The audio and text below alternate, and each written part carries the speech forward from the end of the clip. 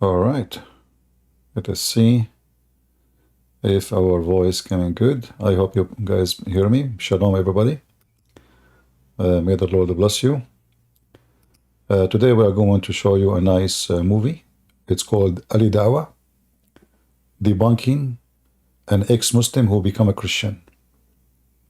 And you know, when Ali Dawah, he do that, nobody can do best. So I hope you will enjoy this movie,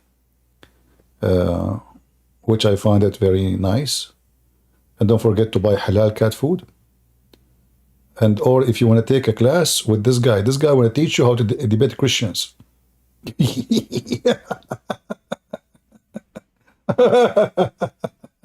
All right, that's a good one. So let's start. And let us show the video on YouTube and Rumble.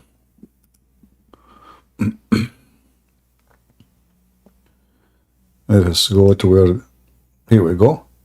So this is Li Dawah, and he have a lot of things to say to you. Somebody who believes that they're saying they're on the verge of leaving Islam, we're going to see if they're genuine or sincere, we're going to see inshallah, and if they are, we are here to equip and help them inshallah. Let's get the caller of the person who claims that they're on the verge of leaving Islam, and let's see how we can help them. Assalamu alaikum, guys. Oh, assalamu alaikum. Hey, assalamu alaikum, brother. How are you? Yeah, good sister. Where are you calling from? I'm calling from New York. I spoke to you, I think, about your husband. I think it's you said about your husband. Yeah. So, sister, what's your situation now? So, my husband is here actually. He wanted to also speak to you. Yeah, sure. Let's talk to him, inshallah. Let's talk to him. Okay. I know where you're from. So where's it from? Ali, you can hear me? Yeah, I can hear you. Yes.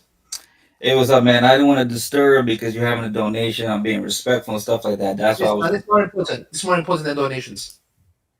So yeah, I was just requesting that we do a sincere debate, basically talk about Islam, and not right here, but in a more professional manner, because I recalled your conversation with her last 2 weeks ago about hadiths and stuff like that. My argument wasn't me trying to basically make her emotionally submissive to a morality argument. I understood that you were saying that I was trying to bring up this morality argument so I could kind of try to make her leave Islam or this or that. It's more in depth than that, right? Like, for example, I heard you talking to the sister just now about the Aisha situation, right? Now, of course, you're right. Islam is not the only place where people have marriages. It's a cultural thing. But my thing is, right, you need to reverse the thinking, right? Everyone have this whole cognitive dissonance going on when they're asked about marrying a 6-year-old and consummating marriage at a 9-year-old. The situation is simple. Muhammad is supposed to be a virtuous person. He's supposed to represent the highest standard of being a messenger. There should be no reason that he should have married a 6-year-old in the first place, because he could have taken her as a daughter. There is no reason you need to scramble and try to find validities and American laws and culture and this and that. He is the sole representation of the highest messenger. He's supposed to be the last messenger in the line of Abrahamic prophets to, display the true word of God. So when you look at a man who is basically submitted by the pleasures of the flesh per se, right? If you do a cross analysis, for example, did Jesus have 12 wives? Did he kill people with the sword? But I don't want to go in depth about it. I'm just saying it's a simple example. So when people are trying to defend why he got married to her, at the end of the day, it just shows that he isn't a righteous person. He is a flawed person that is submitted to money, power, control, and slaves and women. Because I know the argument you said that for 25 years he was married to Khadijah, but if you pay attention to the seerah, you can see that they tried to portray Muhammad as this weak, illiterate type of person, where Khadijah is this, all-powerful, wealthy, intelligent woman. And then after she leaves his life, when she dies, he basically transforms into this new person, when he gets the revelations from Jibreel. And then he goes about on his journey of getting more wives, etc., etc. You could say as a political advantage. I've understood. Again, it's like I said before. Now let's dissect this one by one. May I join as well, yeah? Sure, yeah. If Dawud can join as well, inshallah, yeah? So let's dissect this, because your argument is, like I said to your wife, by the way, your wife, we'll come to that later, but Islamically she's not married to you because you're an apostate, yeah? So let's go to the argument. So your argument is an argument from morality. No problem. I'm going to now, is your wife listening? Yes, I'm here. Okay, sister, listen very carefully, please, yeah? And you be the judge.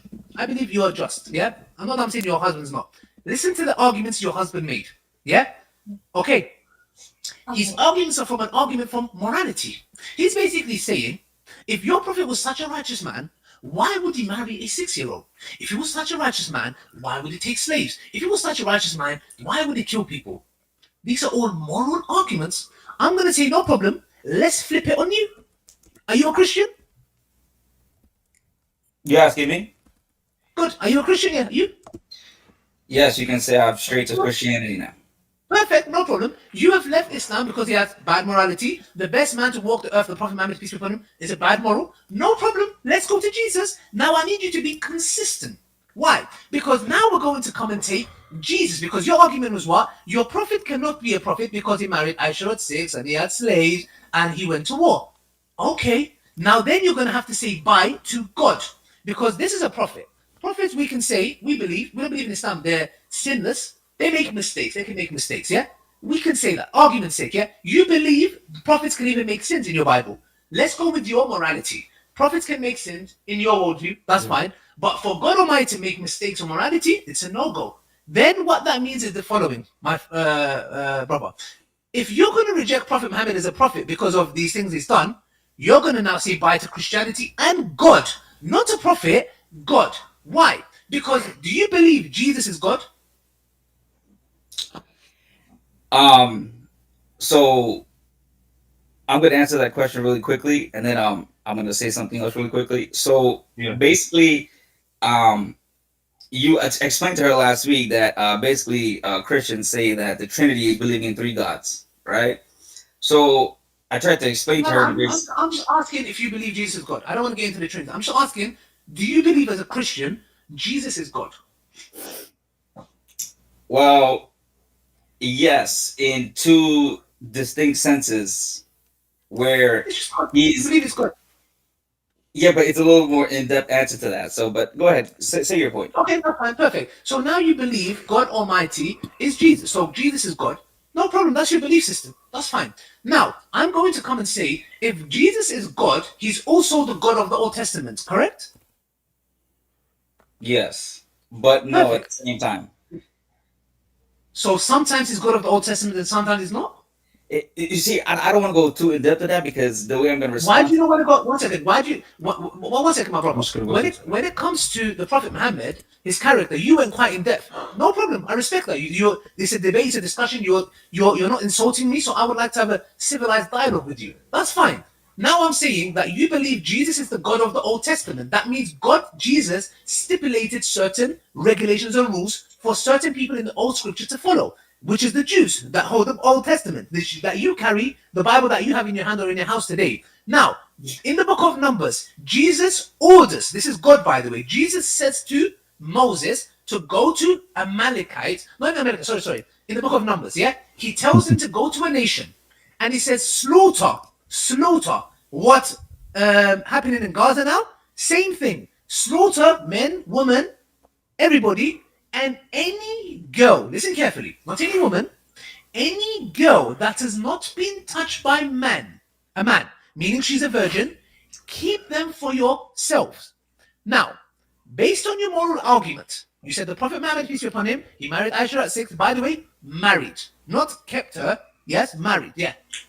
Now, the God of the Old Testament has said the following, Jesus said to Amalekites in first chapter 1 verse first Samuel chapter 15 verse 2 to 3, go to the Amalekites and kill men, women, children, babies, donkey. In the book of Numbers it says go and keep little girls that are virgins for yourself. For what? To clean the windows? To what? Number 2. And then there are other scriptures where it says kill an apostate. Anyone? Let us stop here and show you how the Muslims, they fabricate stories and they speak this is a bad morality, right? This is the story in the Quran. In fact, if you read the Quran, if you read the stupid book of Muhammad, you will see why the Jews being commanded to do that. Read with me. This is chapter 2, verse number 246. Do you see it? Read the English one. Have you not thought about the group of the children of Israel after the time of Moses, when they said to their prophet, appoint to us a king, and we will fight in Allah's way? He said, would you then refrain from fighting if fighting was prescribed for you? They said, why should we not fight in Allah's way while we have been driven out of our homes, and our children's, our family have been taken as captives? So look at the stupid Muhammad, and every one of them, hey, Lady Dawah, Christian Prince saying to you, put a screwdriver in your anus. Because you're stupid, you just say, this is not a moral, this is a bad thing. But the story in your Quran. And it's giving you the reason why the children of Israel, they've been commanded to do the same, eye for an eye. They came and they killed every single one of them.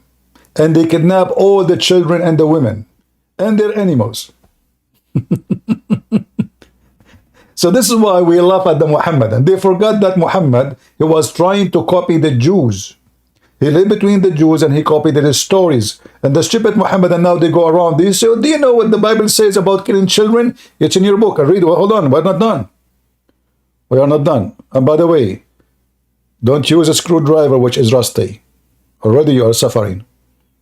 I mean, the guy, he put his finger in his mouth. He took a piece of food from his mouth and he scratched it with his pen. In the video, do you see it? Let's go down. Here you will see, is the text is coming clear? Is the text coming clear to you? Can we read it, guys? And you will see how Moses now is, how Muhammad is confused about the timing. So, and he mentioned this is Samuel. Read Samuel, right? All right. Well, this is the chapter about Samuel. It says here that those people, the Malay, they killed every single one, and there's only one woman she left alive. Only one. And she is from the offspring of Levi, or Levi. Read carefully with me.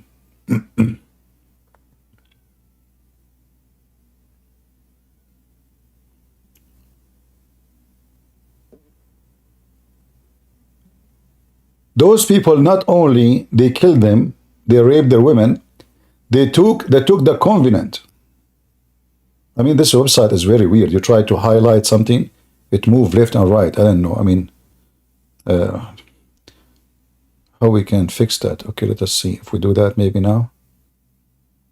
Okay, so they took from them. You cannot. I'm trying to highlight so you guys can see what I'm reading. Okay, let's zoom out. Maybe if I do this, no, still, it's not allowing me to highlight. So they took the covenant from them in the battle, and there is only one woman left, who is from the seed of a prophet, and she is from the seed of Levi, the tribe of Levi, the tribe of a prophet, the Muhammad. You know, like, by the way, the story here, Muslims do not know what is Levi. They don't know what is tribe. They know nothing. All what they knew is what the Jews says, and Muhammad is copying them. So here it says that this woman, there's only one woman left, and she remained of the offspring of Levi, in whom is the prophethood still appeared. Her husband had been killed, so the Israelis kept her in a house so that Allah may give her a boy who would be their prophet. And the women also kept invoking Allah to grant her a boy. Allah heard her pleas and gave her a boy whom she called Shamuel, which means Prophet Samuel, meaning Allah had heard my pleas. Some people say that the boy name was Shamun. The Muslims are not sure even from the name, which is similar meaning. As the boy grew, Allah raised him in righteous person. And when he reached the age of a prophethood, Allah revealed to him and commanded him to call his people to him. And his Tawheed brother, Shamuel, called the children of Israel. Allah asked him to appoint a king over them so that they could fight their enemy under his command and his kingship. And here the story continues. And you will see that the Jews did not even go to fight, did not even go to kill, and they did not kill the women and the children. And the Quran confirmed that too. They said, why we should not fight for the sake of Allah. This is what they said at the beginning. But when he appointed to them, they refused to go and fight. But when prescribed for them the fight, few only of them, they decide to go for fighting. So what the Quran here is saying, that those people, they killed almost every single Jew. They inherited the Jews. Few left. They took their women. If you go in the Quran, read the verse with me. The verse itself says, why should we not fight in Allah's way? We have been driven out of our homes, and our children, between two brackets, our families has been taken as captives. Brothers and sisters, here you see Jesus. Jesus is commanding you. You're talking about morality. Is that the morality of Jesus?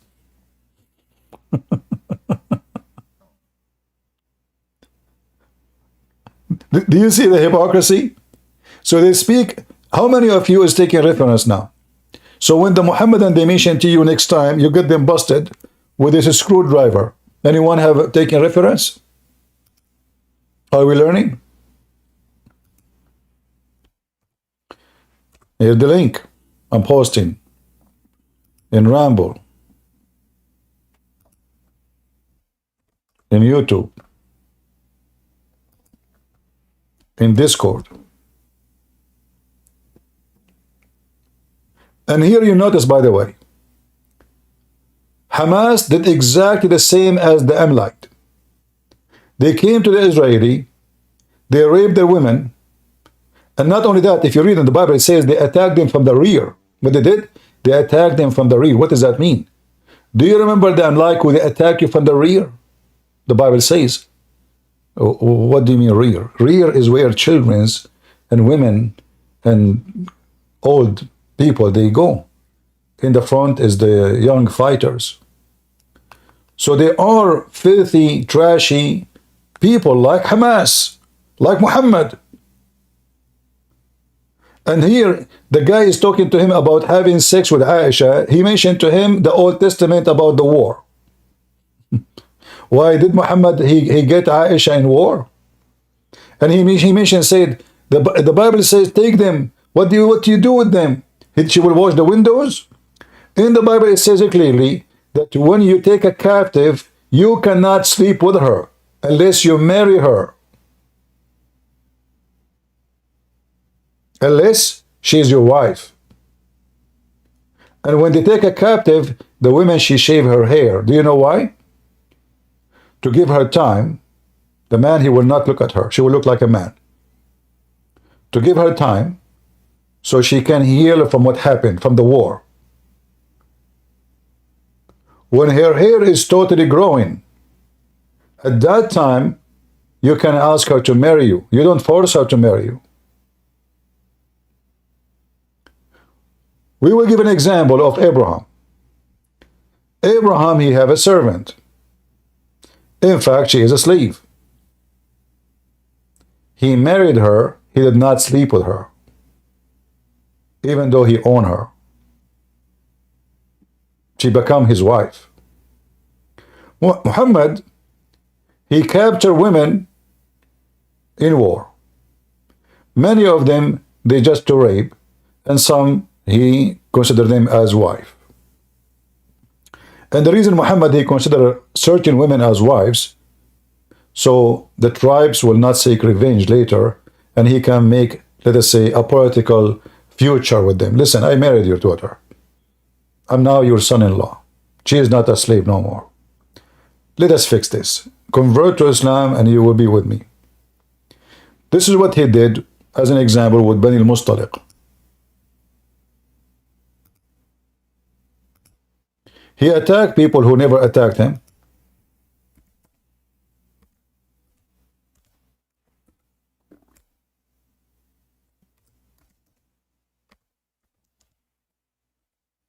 He attacked them when they were feeding their animals. They are literally unaware of anything. This is how filthy he is, the same as Hamas. But at least Hamas, they are at war with Israel already. Those people, they were not at war. He attacked them when they are heedless.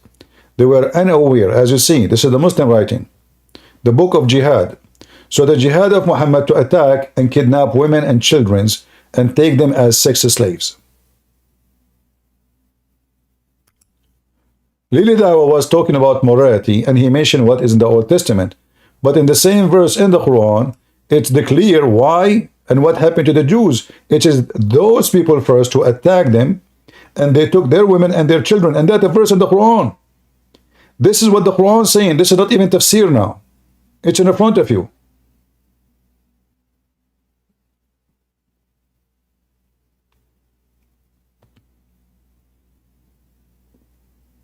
Somebody saying love the Muslims, hate the sin. I don't know. You see, love the Muslims like we love Muslims. I mean, I hear always Christians say that word. You have to be careful with that word. Love Muslims is by telling them that they are doing bad, not by giving them hugs. By telling them they are doing evil, not by telling them we love you. So some Christians, they keep saying this word. They abuse it, It's like it's lost its meaning. Love, love the Muslim, love the Muslims. First of all, you see, God don't love the wicked man. So if a Muslim is a wicked, God don't love him.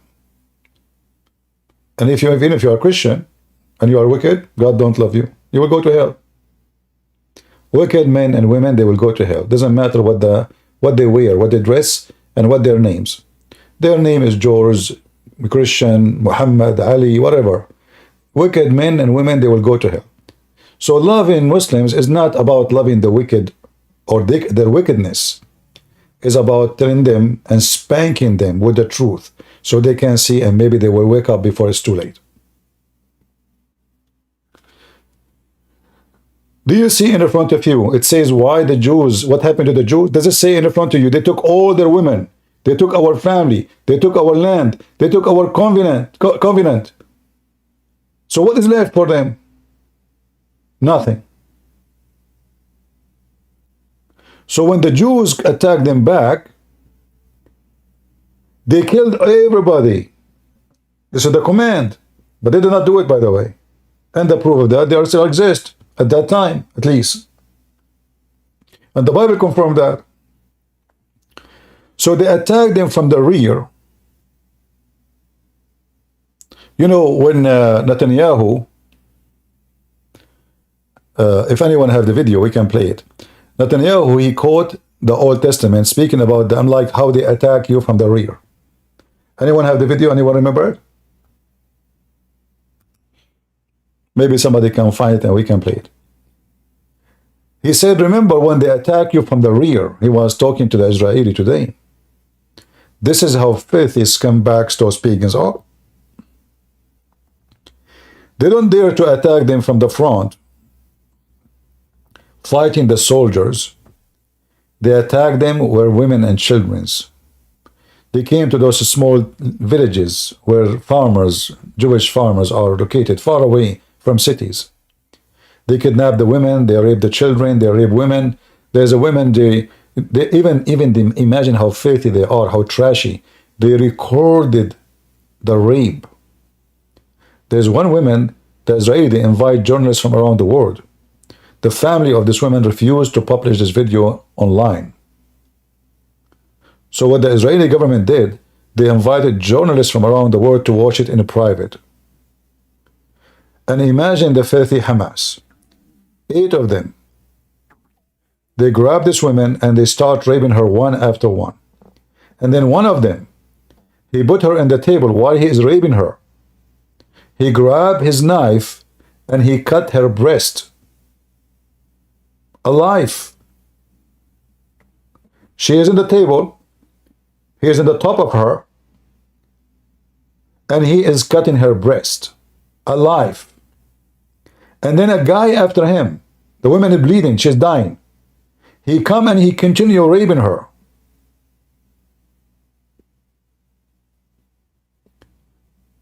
So what you should do with those people? And this is in the year 2024. Not in the year, or 2023, not in the year 3,000 years ago. So here you see the hypocrisy of the Muhammadan.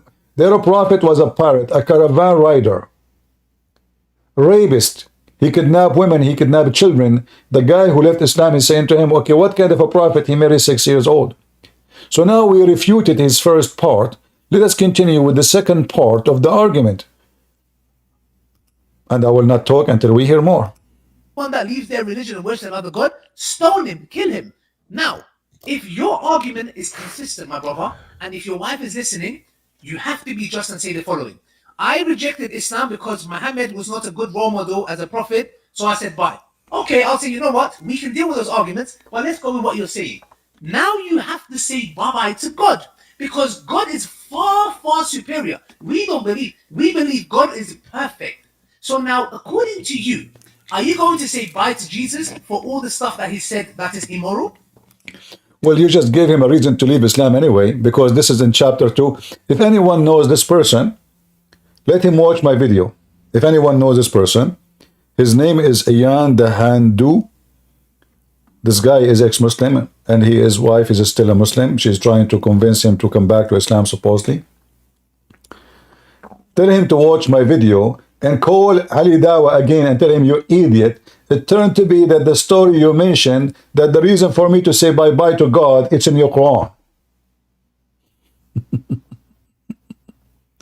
Hey, let's continue. Okay. No. So two quick So points. you're Right? not going to do that, just so I correct it right. So you're not going to reject, you're not going to leave Jesus. No. Because I'll make a quick comment on that. And Bro. so before I make a quick comment on that, I just want to jump back to something real quick. So I'm sorry, maybe I broke up a little bit and maybe you didn't understand me a little bit.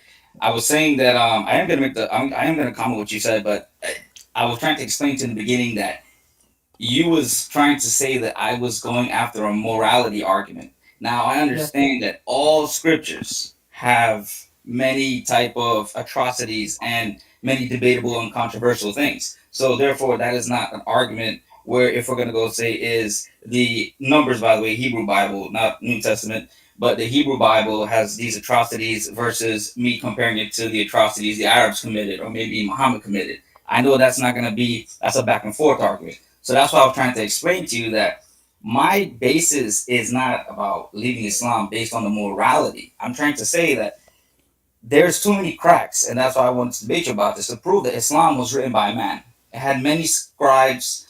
If you look at the hadiths, you look at the seerah, it has too many contradictions where you can see that the compilation of the book itself, after the death of Muhammad, you can see that this was the creation of man, and that certain type of revelations was basically polished, reworked, and edited. So my point is, there is no problem, right? If people have belief systems, you can believe in Christians, you can be an atheist, agnostic, you can be a Muslim. The issue with Islam is that because you believe it is the unchanged, unaltered word of God, Sharia law becomes the divine law of God.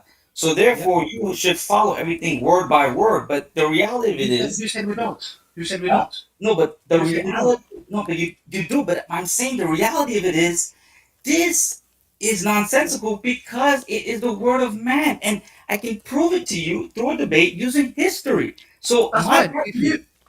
That's fine. I understand. If you can prove it to me, I will leave Islam. Now, if you don't, and I prove to you that everything you're uttering is actually ascribed to the Bible, then I'm actually amazed that.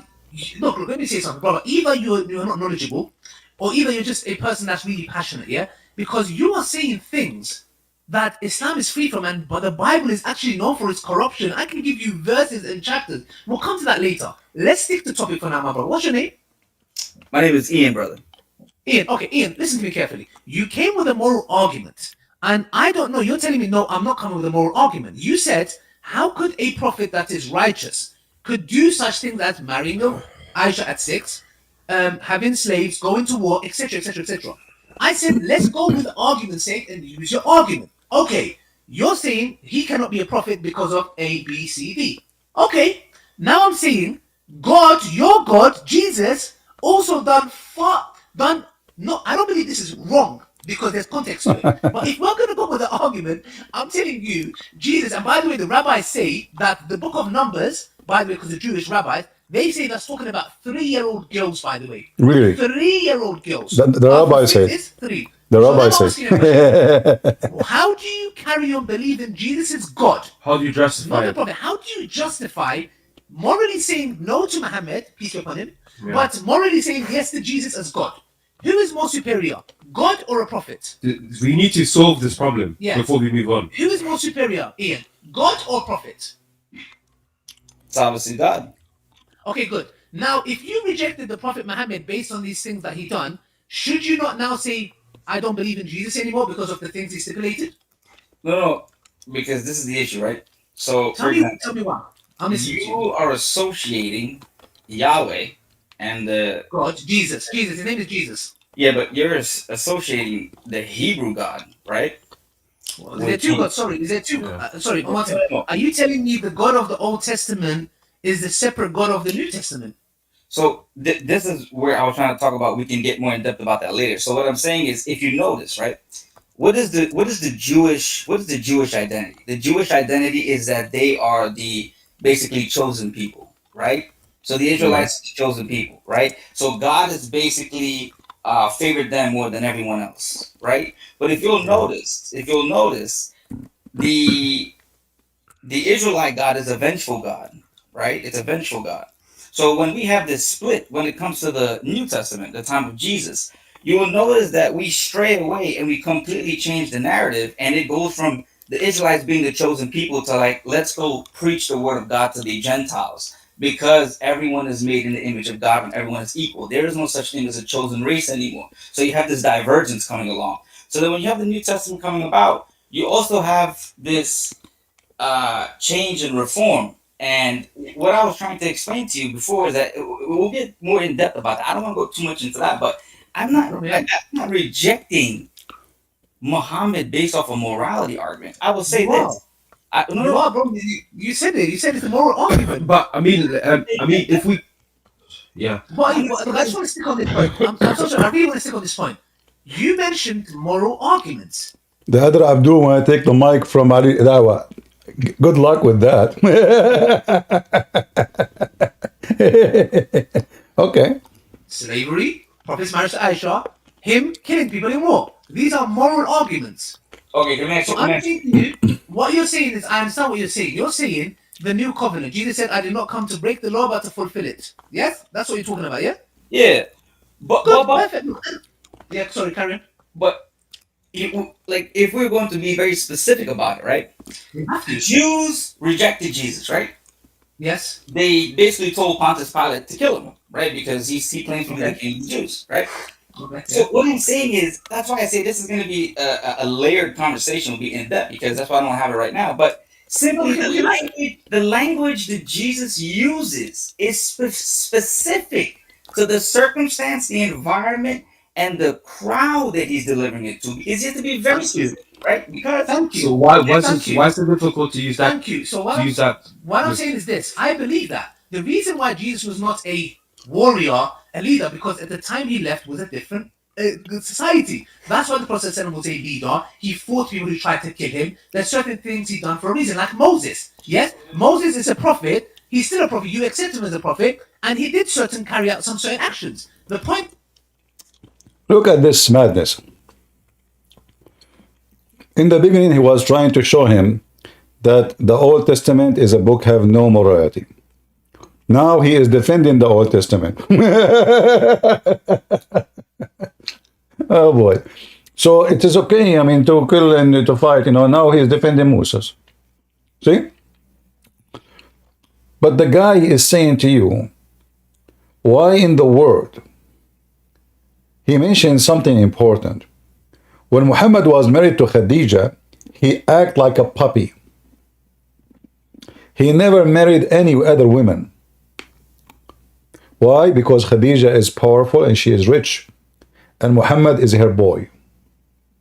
As soon as Khadija, she died, Muhammad, he started jumping from women to women.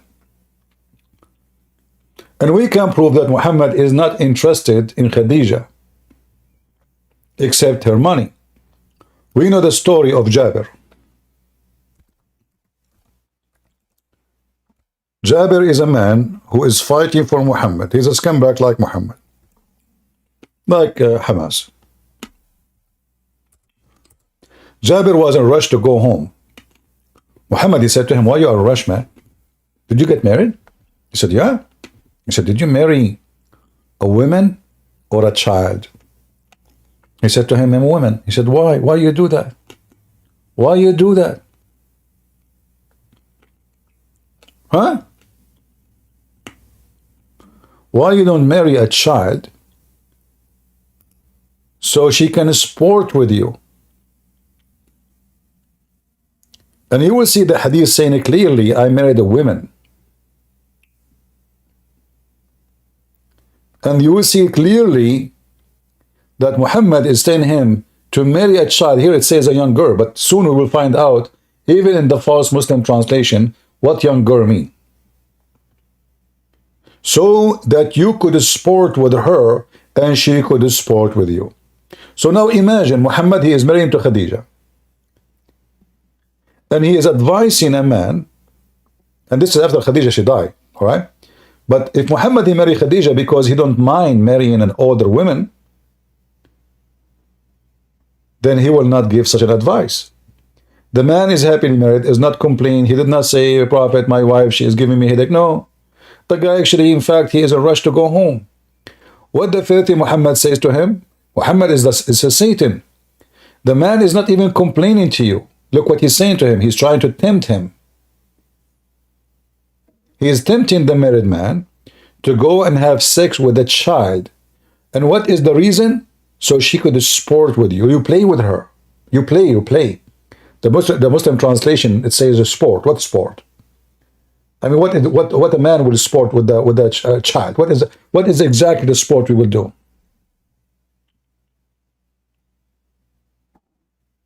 Huh?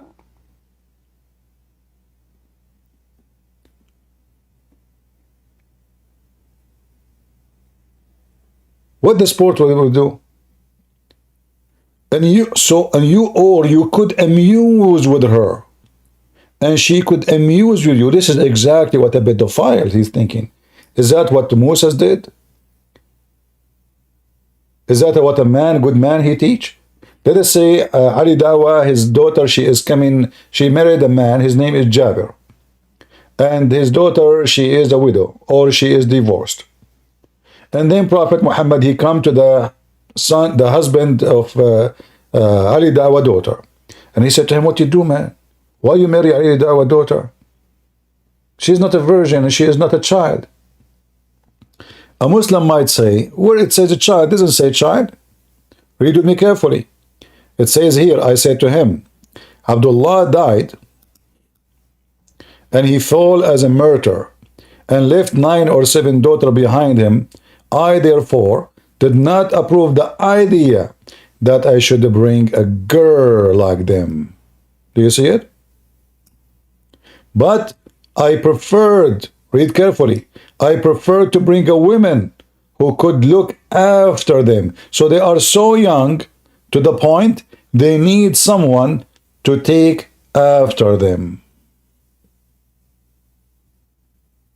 Right? Do you see it, Muslims?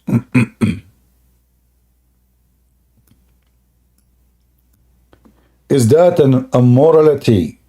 It's not moral to tempt a man to hate his. I mean, he's happily married. What? Why? This is filthy. This is alone. Regardless what you are trying to say to him. The man is not complaining. He is happily married. What's your problem? This is number one.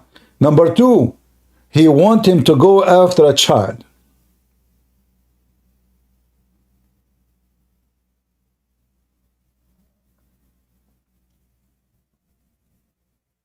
After a child. And the man, he said to him, you will see here the man is a wise man. He's not a scumbag like Muhammad. He said, well, my brother, he died, or his father. He fell as a martyr, dying for you, Muhammad. And he left 9 or 7 daughters behind him. I therefore did not approve the idea of I should bring a girl like them. A girl like them. But I prefer to bring a woman who should look after them. And here you see that Muhammad at that time, he is promoting the idea of sexuality with the children. And this guy, he don't mind, by the way, because now he's a Muslim. And he's a prophet, is a pervert. But because he need a woman to take over those children, he said, I'm not going, I did not prefer the idea of bringing a child. I wanted a woman so she can take over them. Do you see it? So Ali Dawah, if somebody knows this guy, let him watch this video. So next time he call Ali Dawah and make him do more poo in his pant. Let us see. What I'm saying is this. Is your argument the following? That Jesus came with a new law. So are you telling me now, because this is where you're now stuck again, because are you... Jesus did not come with any new law. That's a false argument. Jesus says the one who live by the sword shall die. Those people, they killed them. Those people, they raped them. Those people, they kidnapped their women. Those people, they took their land. So the Jews, they have the right to respond. As simple as that. This is not a new law. However, when we speak of Jesus, we are not speaking about, you know, like some people, they think that Jesus, he come with new things or new teaching. He did not. It's the same. Nothing changed.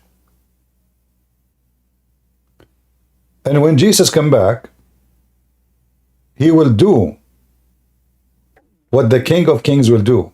He will say, bring them in front of me and slay them. So here the argument is about slaying and killing. This is not really the argument. If somebody deserves to die, let him die. Wicked men have to pay for the price. The man who lived by the sword shall die by the sword. The Old Testament says, if you find the donkey of your enemy, the cow of your enemy, give it back to him. If you find it lost, you take it to him. Imagine.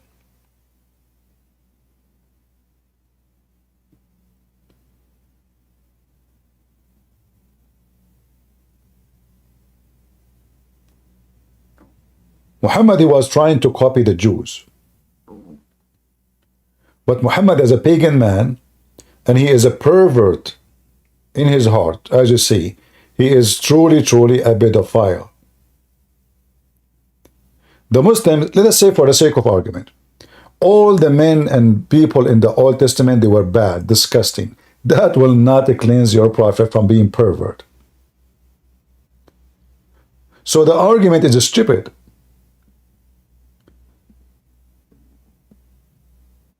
Until now, he failed to tell us why he married 6 years old. Give us the reason. Why he's advising a man who is happily married to go after a child. Give us a reason. In fact, the reason is there, so you can play with her. There's no reason except Muhammad, he married Aisha so he can play with her. It's in front of you. Why Muhammad, he preferred children's to have sex with, so he can play with her and she can play with him.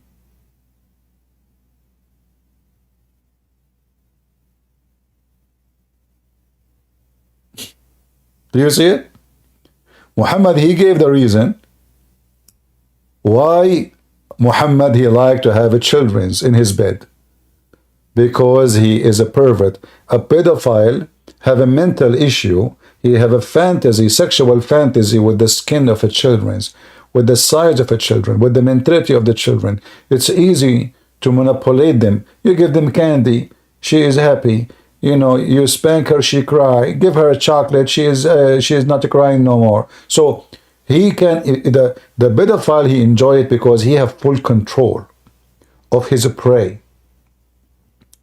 If you watch a lion, when he capture a prey, especially if it's a little prey, like, you know, newborn deer or zebra, he play with it. You can go right now and watch. He don't kill it right away. Like, you ask yourself why you don't kill it? No, he just play with it. The thing start, you know, this animal is try to stand up. He just hit it back, make it sit down. He's playing. The pedophile, he is playing. It's easy to control, easy to manipulate, easy to take over. You do not need to be genius. If you have a woman, she have a brain. She's adult, she's mature, she can say no, she can say yes, she can refuse, she can discuss, she can say this is not right. You know, a woman is a headache, a child is not. This is what a pedophile he like. It's in front of you. So when Muhammad, he married Khadija, obviously, not because he like old women. As you see, can you sport with Khadija? Khadija, she is in the age of his mother. She have 2 husbands before him. She have many children. She never have a child from Muhammad. The Muslim, they say Fatima is his daughter. That's false. Muhammad cannot have kids. How Fatima can be his daughter? If Muhammad, he can have a child from a woman, she is in the age of his mom. How come he cannot have a children from very young women?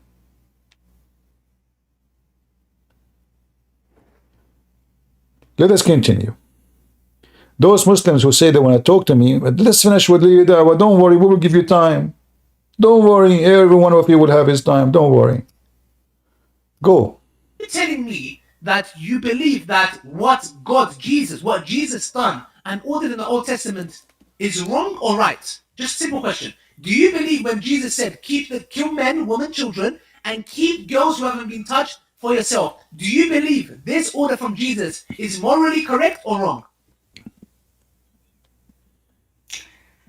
In a morality sense, no, it's wrong. In moral sense, I say it's right. See? Why not? Because if this guy, he know the story, he will not say in morality sense, this is wrong. Why it's wrong? We just showed you the Quran. The Quran itself is stating what they did. Those people, they captured all the Jews. They took all the women. They raped them. They killed everybody. Killed all the men. They took even their goats, their animals. So why it is wrong to go and kill all the men and all the fighters and bring them all captives the same as they did to us? How that is morality wrong? Remember, the Jews believe eye for an eye. Eye for an eye. When the stupid Muhammad decided to practice eye for an eye, look what he said. Because Muhammad is certified donkey. So here the Jews, they do eye for an eye. So he said to himself, okay, I will make eye for an eye. So he came with this. Free white man for a free white man. Black slave for black slave. Women for women. In the case of murder, chapter 2, verse 178. Oh, who you believe, retaliation for the murder is ordained upon you. Okay. Free for the free, slave for the slave, female for the female. What? Is that the moral? Is that the morality? You see, in the case of Moses, they don't have such a stupid thing. So now, to explain to you what's happening, if I have a fight with a black man, slave, black slave, and I killed him, I will not be killed.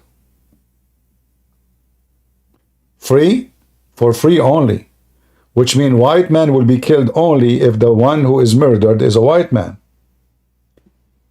Slave for a slave. So if I kill your slave, you go and kill my slave. You don't kill me. Slave for a slave. If I kill your woman, you kill my woman. You don't kill me. Look how stupid Muhammad is.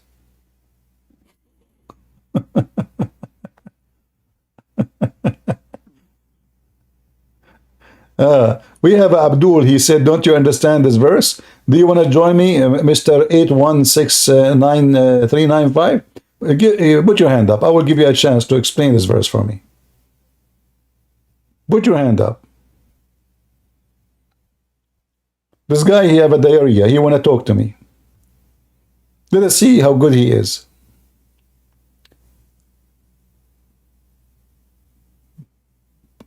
All right. Go.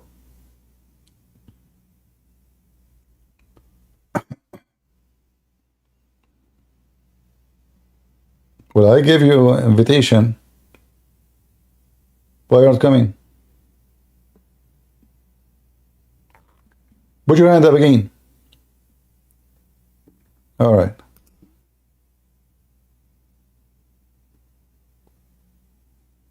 Potato, he is doing it on purpose, you know. I invited him twice. If you make it more one time and you don't come, I'm going to block you. Put your hand again. Last time. All right. Okay, admin, block him. He's a fraud. Potato. Coward. Oh, he's here, he's here. All right. Go. Explain to me the verse. You said you want to explain to me. You explain whatever. CP, that verse is very simple. If a free man kills a free man, you kill the free man. If a slave kills a slave, you kill the slave.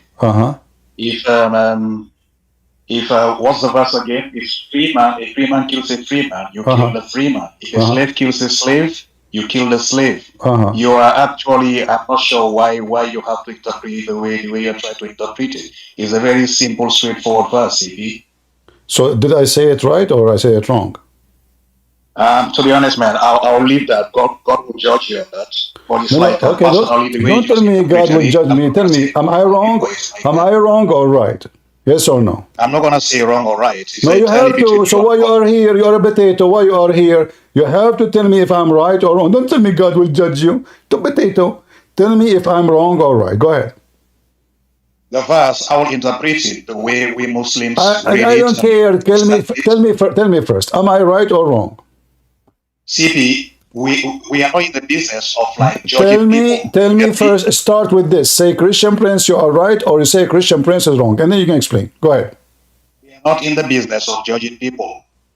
I am asking you. So did you say to me you don't understand the verse? You said to me that. Explain to me now. So I'm wrong. Why you don't say I'm wrong? Yeah, that's enough. Like you don't understand it. That's why you interpreted it the way you do. Okay, hold on. So are you saying I'm wrong? From a Muslim perspective, that verse is very straightforward. A free man. Am I wrong or not? Am I wrong? Am I wrong or not? Christian priests, we are not in a kindergarten school about. Am I wrong? I will ask you one more time. I will ask you one more time. Otherwise, I will kick you. Why do you have to do that? Speak like an adult. Okay, tell me. Am I wrong when I said free for the free? Am I wrong or not? I'm wrong. Okay. You are wrong. Okay, let's see. Okay, we'll see. Here we go. We will go and see the interpretation for the verse. Is that fair, guys? Christian Prince. No. Shut up. We will read the interpretation and your scholars will be the judge between me and you. Chapter 2, verse 178. Here we go. Chapter 2, verse 178. And those, shut up. And now we will see who is wrong and who is right. In the case of murder, a free man will not be killed if he kills a slave. A free man will not be killed. Who is the wrong? Who is the wrong? Here we go, read with me. Free man for a free man. Slave for a slave. Slave. A free man will not be killed for killing a slave. Look at that interpretation. This is Ibn Abbas. You don't like Ibn Abbas? We can show you other tafsir. It's in front of you. So when a Muslim he say you are wrong, we laugh at what you say. Can I just tell you read with me. Read with you me. are wrong. Read with me. A free man. Read with me. Read with me. Potato. Read with me. It says here, a free man. Read. Can you read? Read. I will highlight for you so you can read yourself.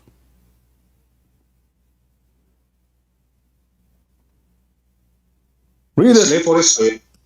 A slave for a slave. A male may be killed in retaliation. You know what? I can actually get the full screen. What? I can actually get the full screen on my phone, like my laptop. What? It says a free man is killed for a free man, not for a slave. Do you see it? What? That's what the verse is saying.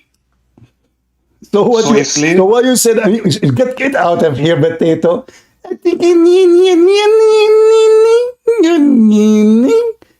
I thought I'm wrong a second ago.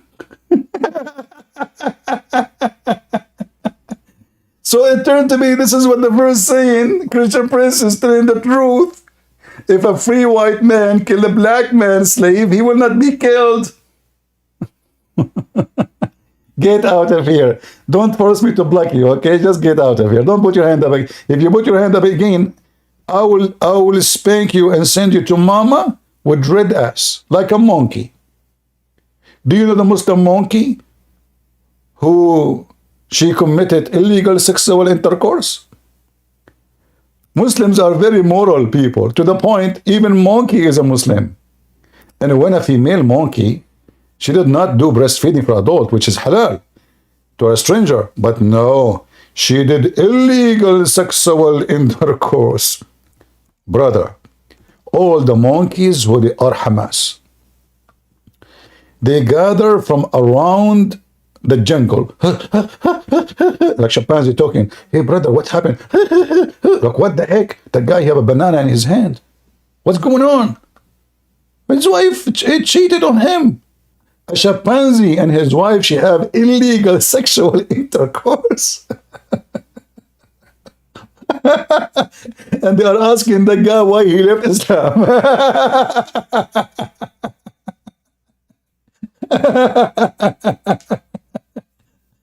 Oh boy. So this monkey, brother, I mean, this is disgusting. This is disgusting. A true Christian is worried about Matthew 15:18. Well, no, I'm not worried about Matthew 15:18, because yes, it's not what go inside your mouth make you dirty, it's what come from your mouth. And you Muslims, what come from your mouth and what go inside your mouth, both is bad. You drink camel urine, you suck women's breast who they are not yours, and what come from your mouth is stupid and it's pagan and it is filthy. So both way, you are stupid and you are guilty. I'm not going to play the rest of Dawah. I will play it next time we go live, just for entertainment purpose. Do we have any Muslim would like to join us? So the first Muslim, he wanted to prove me wrong. He proved me right. He agreed with me. And here you see how stupid Muhammad is and how racist he is. And by the way, this is not about free and slave only. The word abd in Arabic is used for a black slave. That's why the Muslims, when they call themselves abd, they say Abdullah. They are simply putting themselves in humility in front of Allah only. Abd is the word slave as Negro. He's a black and he's a slave.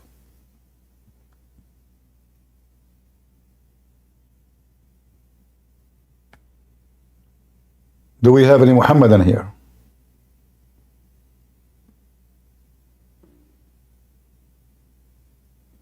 What the word for slave? This word abd. Abd is for slave. Abd never used for anything except slave.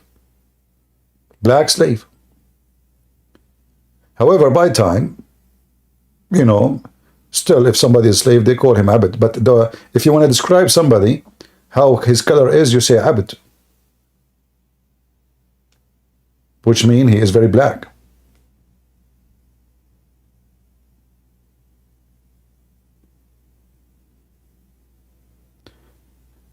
Do we have any Mohammedan would like to join us?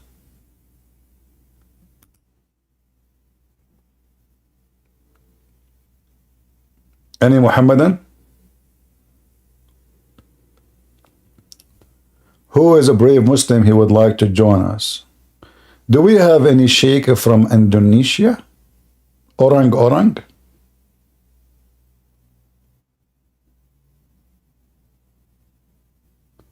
We are looking for orang sheikh from Indonesia. We want a lot of orang sheikh. Ustaz. Do we have any ustaz? Do you remember the guy, what his name? The guy who offered me 5 BMW?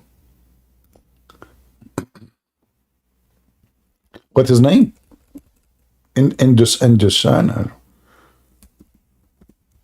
What his name? I forgot his name.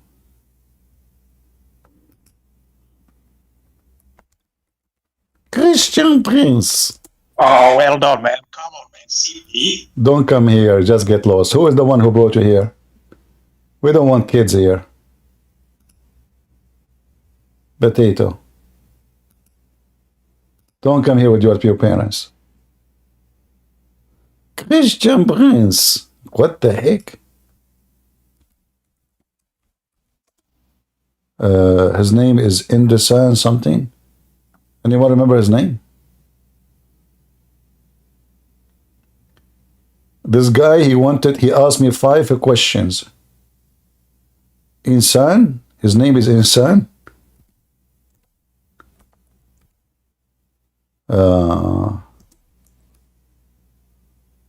Moko?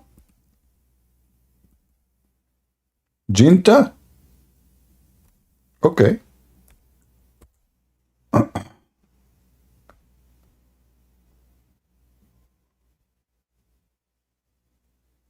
I don't know. I type a name. Hold on. I think we have to.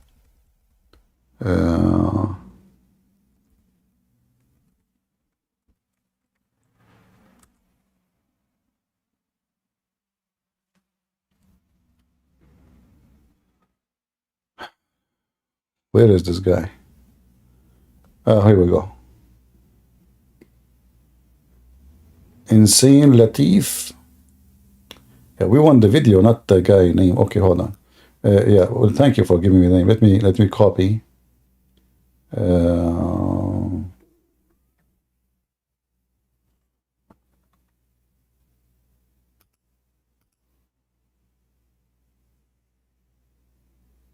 Let us see.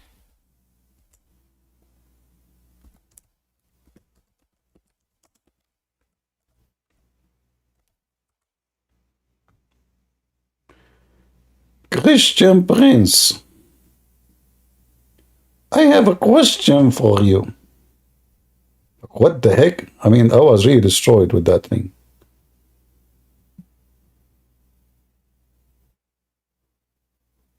Where is the video of this guy?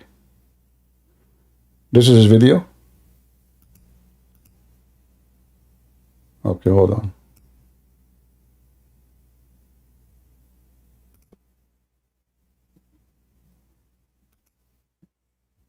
Christian Prince. Muslims be married. No, this is not. We want the original video. We want the guy alone speaking, not me and him. The original video. When he offered me 5 BMW. Christian Prince, I have 5 questions for you. If you can prove to me the following. Prove to me a verse from the Bible that Jesus Christ is a Christian. Like, what the heck? I don't know how I'm going to do that. The guy is asking me to prove that Jesus Christ is a Christian. Too much hashish. Too much hashish. I mean, this is really crazy. And 5 BMW, man. 5 BMW. Like, make it 1. I mean, the guy, you know,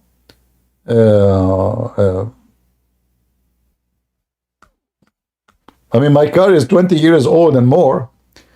Just one BMW. And by the way, you pay for the oil change. Those are expensive for maintenance. I'm not going to spend money for it. Actually, if I get BMW, I would say it's second day. You know, I'm not going to. You know what I would do with BMW, right? I'm not a person who cares to show off. I want a car can take me from point A to point B. It's cheap and not expensive, and I don't care about the look. Those who care for the look of their cars, simply they are trying to look, you know, show off. Even though this is strange, because we Middle Eastern, we love to show off. Unbelievable. They worship showing off. You go to any Middle Eastern occasion, you will see all kind of fancy cars, BM, Mercedes. I mean, it's a showtime. They will buy a very expensive car even if they are bankrupt. Anyway, do we have any Mohammedan would like to join us? Mayday, Mayday. Anyone? Any Mohammedan?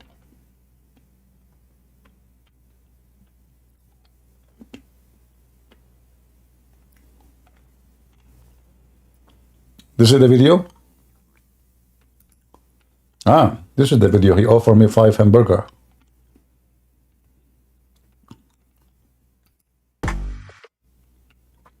I like hamburger. Christian Prince. Unbelievable. Price BMW for Christian Prince.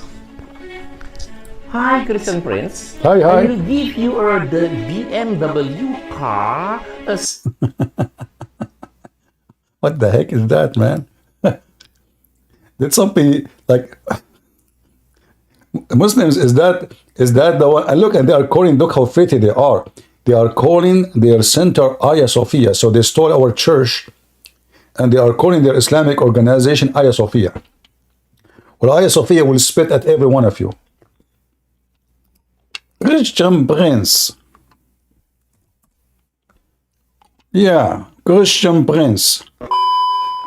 Grand prize BMW for Christian Prince.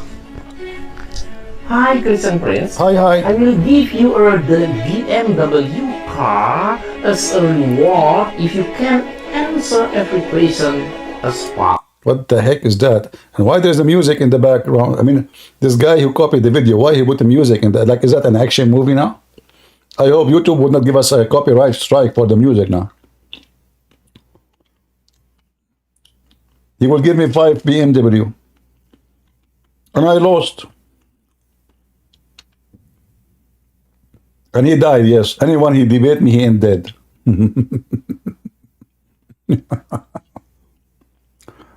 Oh boy. Do we have any Mohammedan? 5 BMW only? Make it 6 while you're cheap. First, Plus. show me the verse in the Bible Yes. that tells Jesus is a Christian. Now, how in the world we can show him a verse from the Bible that Jesus is a Christian? You tell me. Hey, Christians, I need your help. Please, please, please. This is the smartest ustaz in Indonesia. He decided to refute the Christian Prince. He made a lot of Indonesians leave Islam.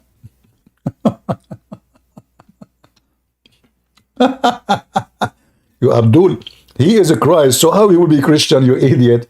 They call us Christians after his name. He's a Christ himself. Hey, Christ, are you Christian? What?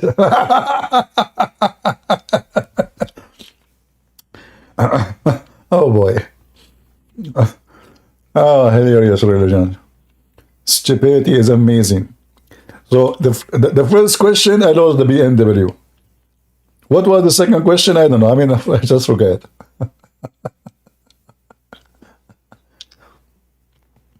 And the Muslims, they came to this guy because he speaks English and he can refute me, brother.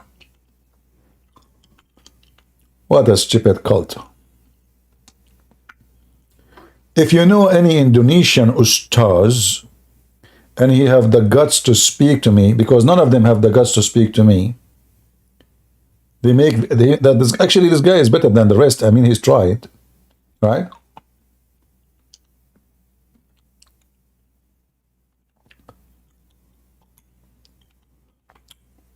Why 8116 taken out?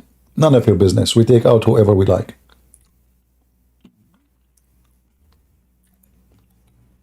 He's an idiot. We are not time for kids. Do we have any Mohammedan here?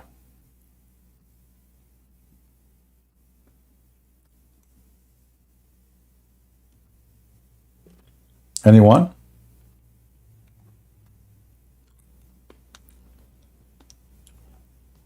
Who is a Mohammedan can help us to show us that Jesus Christ is a Christian? Show me something from the hadith embarrassing for Muslims. Oh, the hadith book, open from the first page to the last page. All of it. Any Abdul?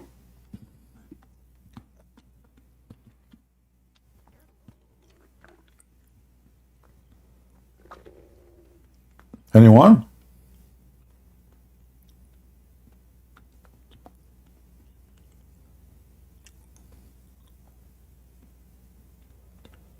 Nobody? No stars? Zero stars? What happened?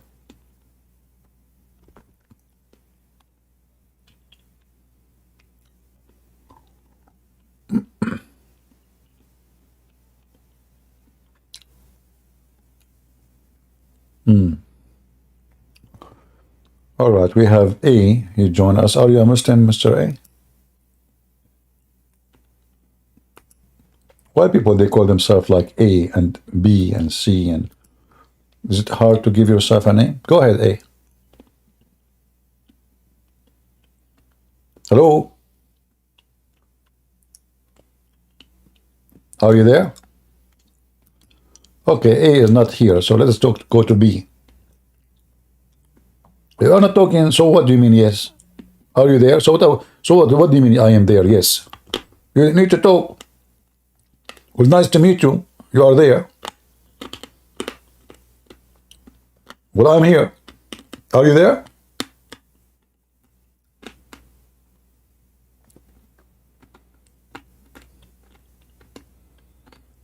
Do we have any Mohammedan?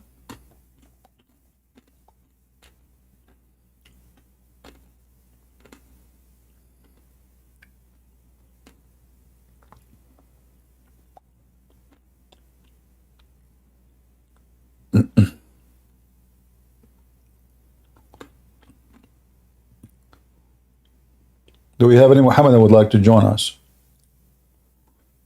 I'm so desperate to go to heaven, brother. Sometime I see in my dream that I'm walking and I have an endless penis as a Prophet Muhammad, he promised me. But once in one of my dreams, like it's endless, as you know, sorry to say. I can describe for you the look of it. It was really something. But once in one of my dreams, the end of it went through the Amazon River.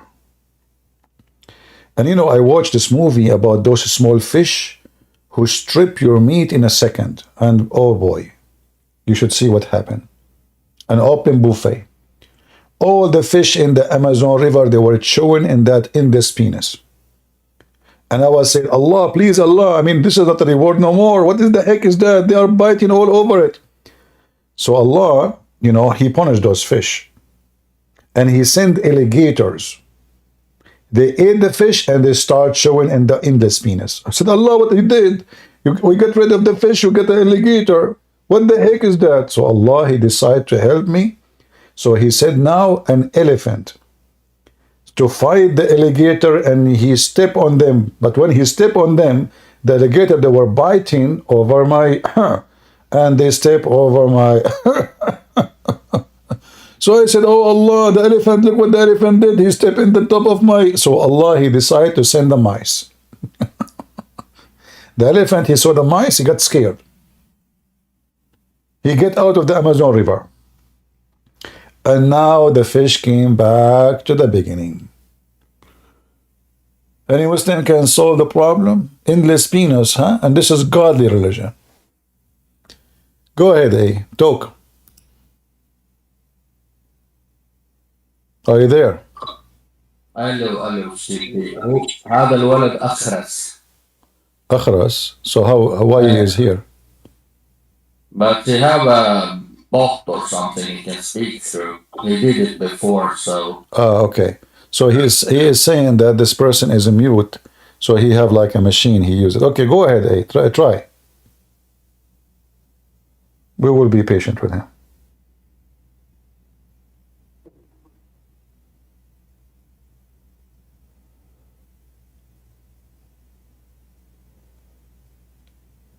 Okay, A, what about you? Type in the chat your question to me and I will answer you.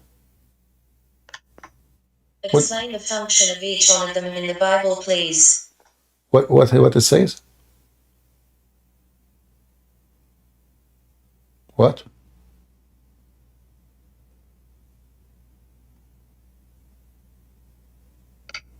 Trinity. Show you the Trinity in the Bible? Well, it's very easy. You know, when Jesus get baptized, a voice came from heaven, says, "This is my son, who I'm pleased with," and the Holy Spirit came as a bird. So this is the Son Jesus, this is the Holy Spirit, and this is the Father as speaking. If you want, you can go all the way to the book of Genesis from the beginning. God and His Spirit. Then you go to Genesis and you will find that Abraham, he witnessed God coming to him as, you know, 3 men, they came to Abraham. And Jesus says, "Before Abraham I am, and Abraham he saw my day." So there's tons of verses in the Bible speaking about the Father, the Son, the Holy Spirit. Anything else?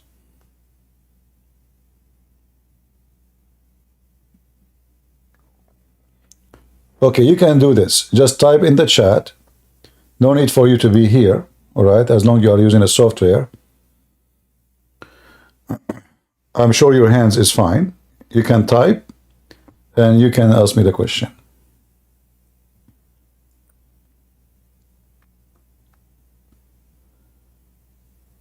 Do we have any Abdul?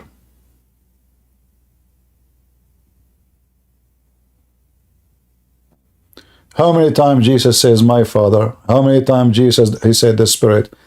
Jesus says, "I will go to my Father and I will send you the Spirit, the Comforter." Is that correct, guys? Did he say that? "I will go to my Father and I will not leave you alone. I will send you the Comforter." Who is the Holy Spirit? And they say to you, where is the Trinity in the Bible? The Trinity as a word does not exist. Trinity is a word people use to summarize our faith, like we believe in the tree as one God. But Trinity as a word does not exist. The same as the word Tawheed. We cannot find it in the Quran. There is no Tawheed in the Quran. Never exists. In fact, the word Tawheed in the Quran is wrong, because if Muslims believe only in one God as one person, then Tawheed is wrong. Because Tawheed means unification. Does not mean one person. If I will make a sentence right now, I will say Tawheed al-Duwal al-Arabiya, unification of the Arabian states. So you don't say it for something is already united. You say it for something you want to unify. It's not even united yet. Like in the case of USA, you say United States of America. So you cannot use the word Tawheed in this case. We will use the word Ittihad. Why? Because already it is united. If I am working in something to unite it, I use the word Tawheed.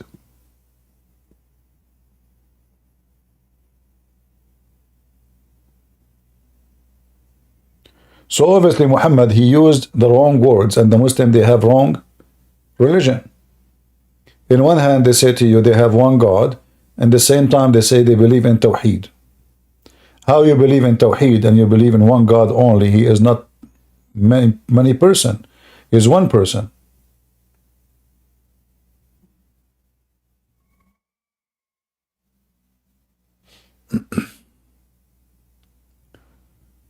Do we have any Muhammadan?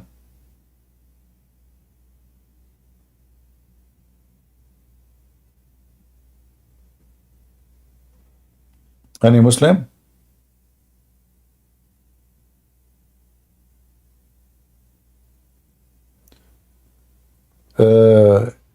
Orthodox faith. Here we don't care who is Orthodox or not. So don't pose such a question again here. We don't care. Any Orthodox here? Why you want to talk only to Orthodox? What does that mean? We are here Christians. We don't care if you're Orthodox or not. We don't care if you're Catholic or Orthodox or whatever. Don't be stupid. Don't be devilish. People of the devil, stop being devilish. Follow Jesus, not a church name.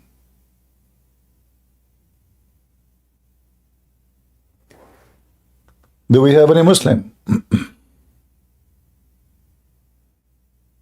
Only Muslim. I don't want Christians to join us. I want Muslims.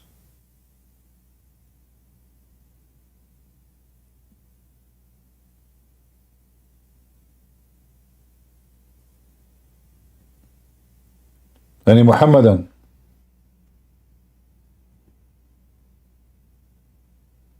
You can call me now and challenge me to find you where in the Bible it says that Jesus Christ is a Christian. I will lose. Guaranteed.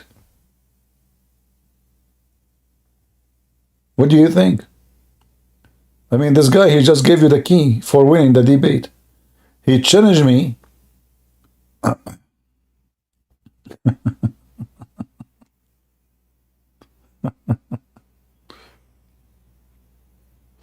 He challenged me to find where Jesus Christ is God, is a Christian in the Bible.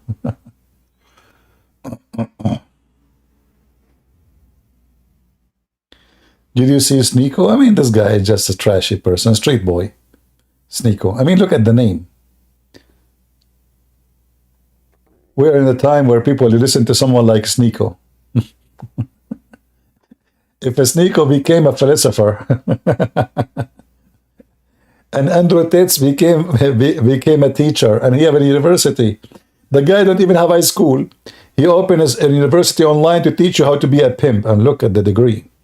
And young men, they are joining the class, brother. Everybody want to get rich. Those scumbags, that's why they buy those expensive cars. That's why they smoke the cigar. They want to show you how fancy their life so they can tempt you. You want to be rich like me? Look what I'm smoking. Look what I'm driving.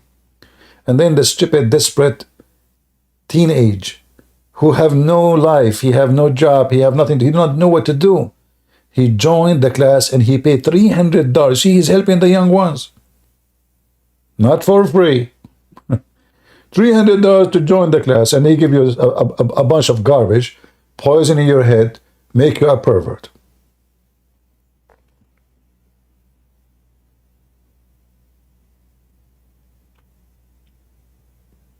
Garbage in, garbage out.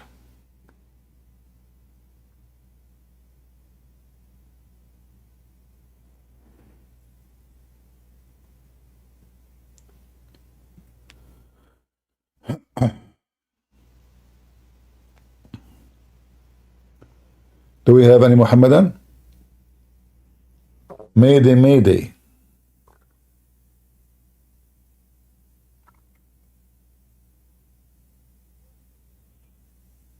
Anyone?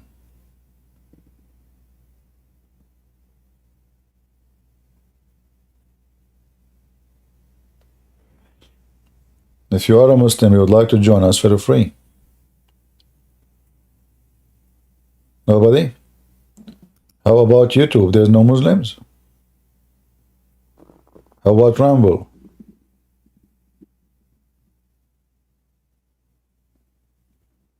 No Muslims in Rumble?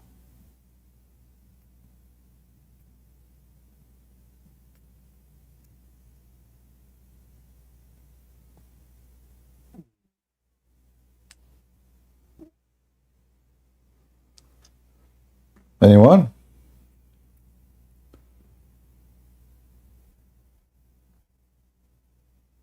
Hmm.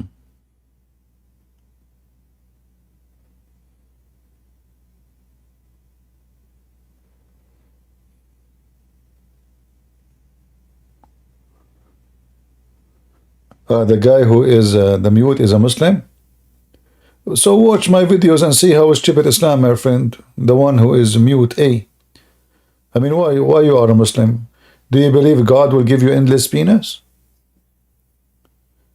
Do you believe God, he do not know how he created the earth and the heaven, and he says stupid things as in the Quran saying? Do you believe that there is a God, he think that the sperm become a baby?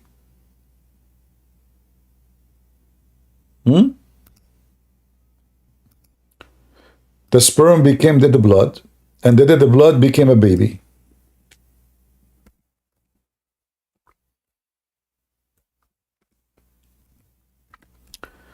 Who said that? Dr. Mohammed, police be upon him.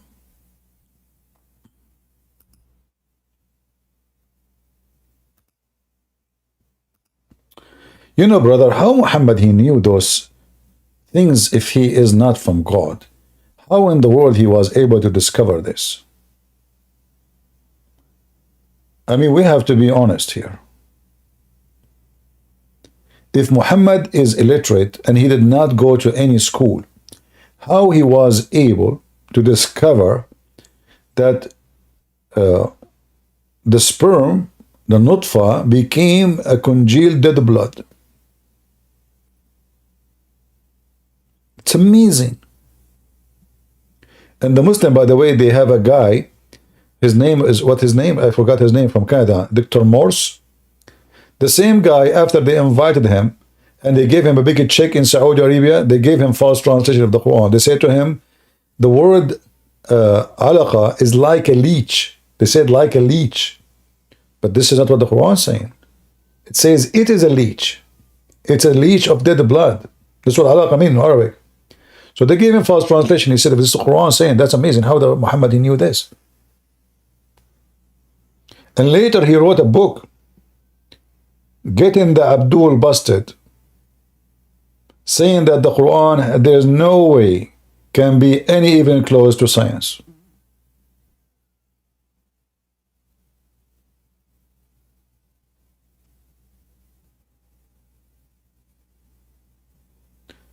Any Muhammadan?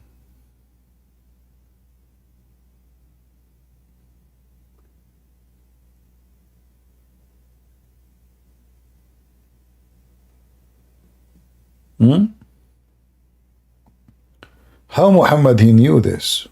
That is, and not at the end of the verse it says Allah the best of the creators. Yet the Muhammadan they claim that Islam is monotheist. How many creators you have, Muslims, in your religion? Is Allah the best of the creators, or this is a mistake in Arabic?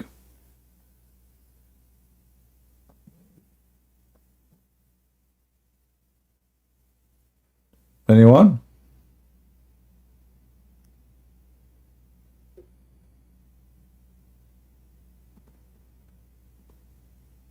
Any Muslim?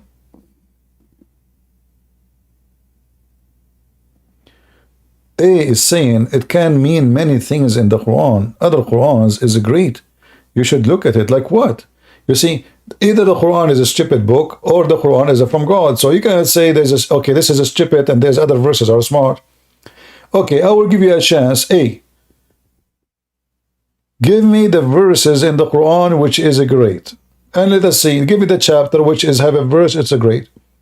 And then we will see, we'll check it out. You see, I don't want you to give me the bad ones, give me the best, so we can laugh.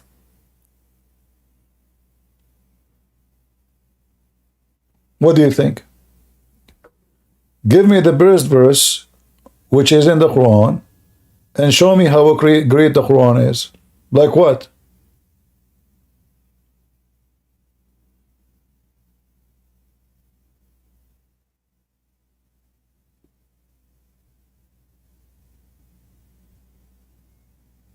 Anyone?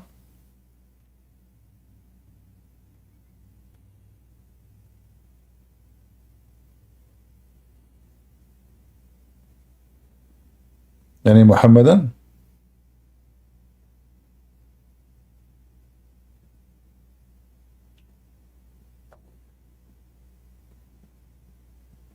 Mayday, mayday.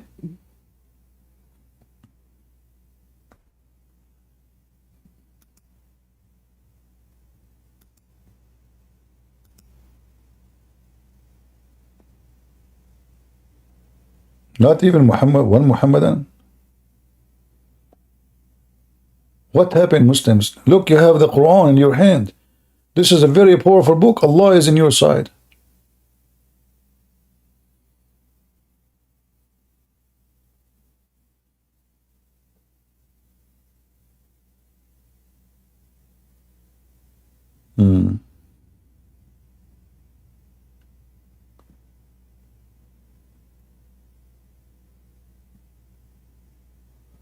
This is not fair. Why? I'm telling them, give me the best verse in the Quran. I'm not saying give me the worst one. Give me the best verse in the Quran. We discuss it. And then we will see if it is the best or the worst. How that is unfair? I'm not even asking you to give me the bad one. Give me the best you have. So if you fail to give me the best, that means you have nothing.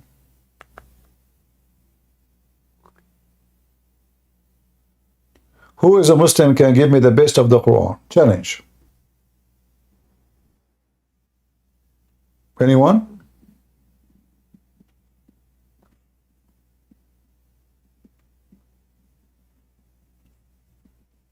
See, we are helping you. Give us the best of the Quran, and then you win.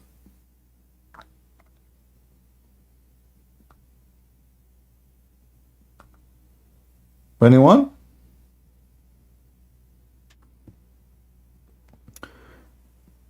Somebody, his name is Muslim Pervert, he said Islam is growing. Well, this is not what Mufti Menk is saying.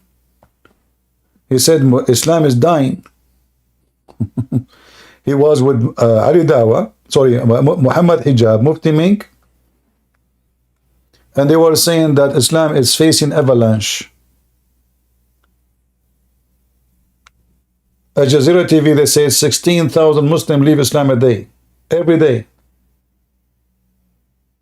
To the point many Islamic countries are making law to trace and chase those who leave Islam. If Islam is strong, my friend, you will not need to protect Islam from forcing people to stay as Muslims. They are fake. They don't want to be Muslims. So when you force them, actually, you are harming yourself. Those, they will stay as a Muslim by appearance, but they will go between Muslims, says, look, stupid, Islam is Muhammad, is bad. And that will make more Muslims leave Islam. So you create a law to protect your religion because your religion is dead. Otherwise, you do not need a law for it.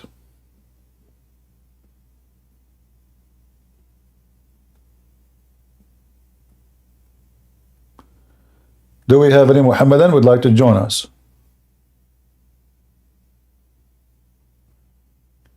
Surah Al-Fatiha, chapter 1 to 7. I don't know. I mean, you chose the worst chapter in the Quran. This is the most stupid chapter in the Quran. Okay, our friend, he chose this chapter. How God is talking and he's saying in the name of Allah.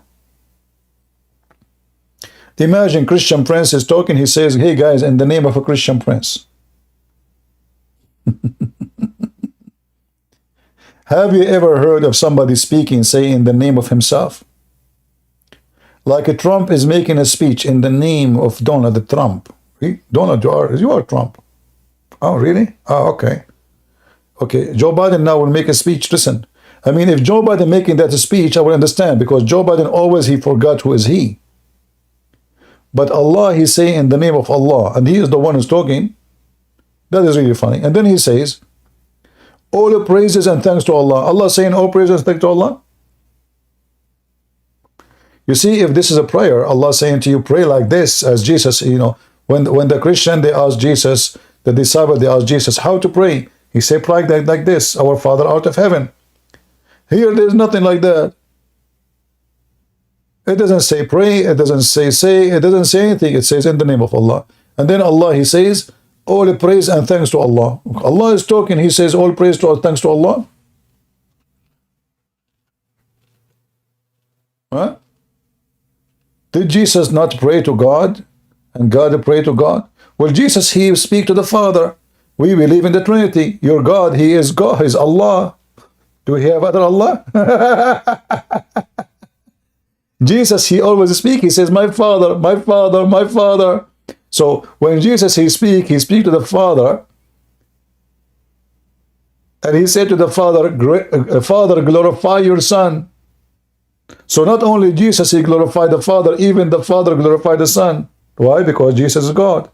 But now your God, he is saying thanks to Allah. Who he is talking to? There is other Allah? Like, do Allah have a father? And he is a son? And then the verses continue. The most beneficent, the most merciful. But you just said that already. Why you are repeating the same verses again? Don't you think this is stupid?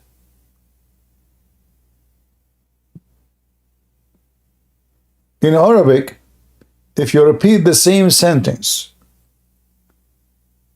twice in a letter, small letter, that means you are not really capable of making or writing good Arabic. You are out of words. He just said the most beneficent, the most merciful. Why you are repeating the game?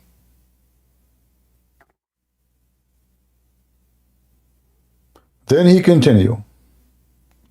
The only owner of the ruling judge, that's false. Isn't it the Quran says that the Messiah will come upon you, hakaman muqsitan? The judge in the judgment day is going to be Jesus.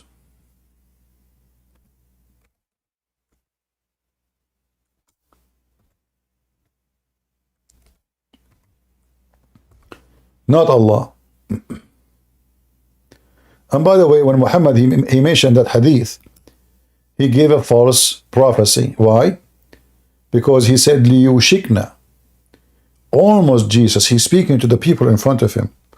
Almost Jesus is here, and he will be the judge. He was speaking about the judgment day. Remember, Jesus will come only in the day of judgment, not 2,000, 3,000 before that.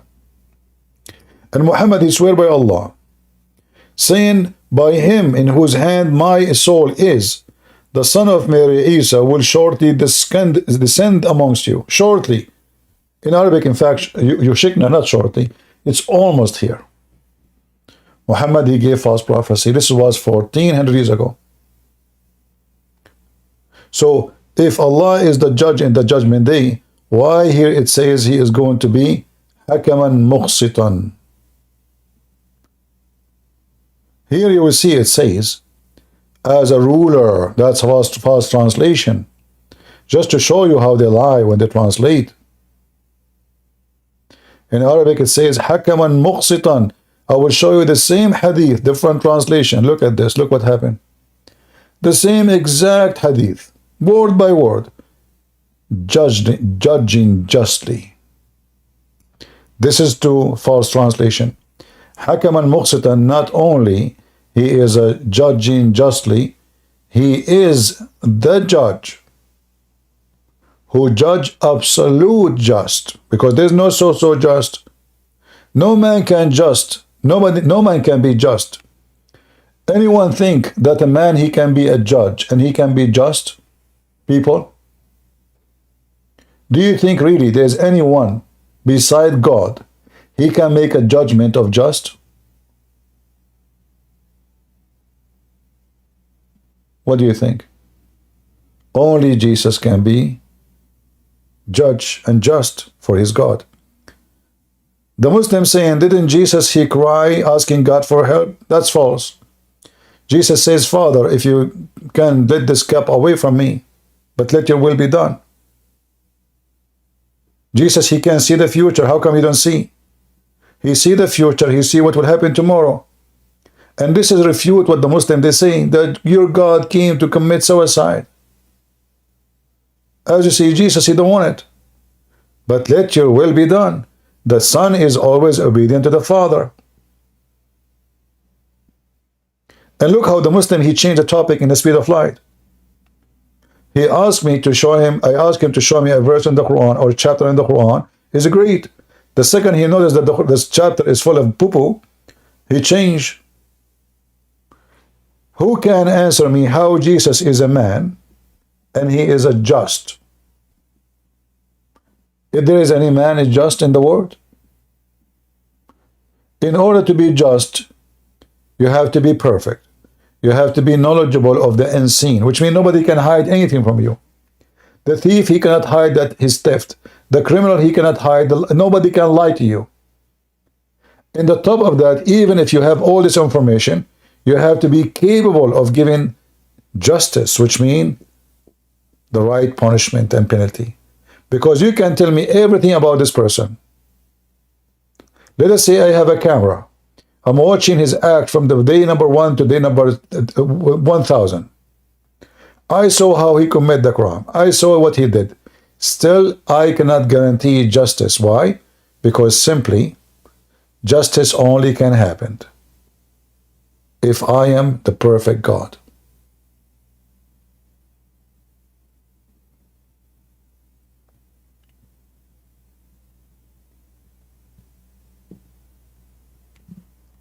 And here, by the way, Muhammad again, he made a false prophecy, for he claimed that Jesus is almost coming. And this was 1400 years ago. And he swear by Allah that he is coming so soon. So if you are a Muslim, and you have little dignity, you should leave Muhammad right now. He just made a false prophecy.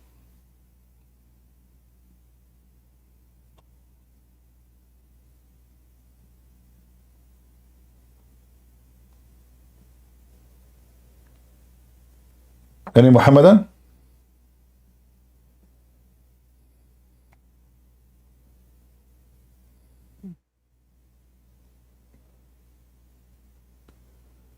Chapter 2, verse number 255, Ayat al-Kursi. How that is an al-Kursi? You just say the chapter 2. How is it chapter 2 and al-Kursi? Weirdo. And speaking of a kursi, have you ever heard of a God, he have a chair and he have a throne? Which one he have? Where he sit?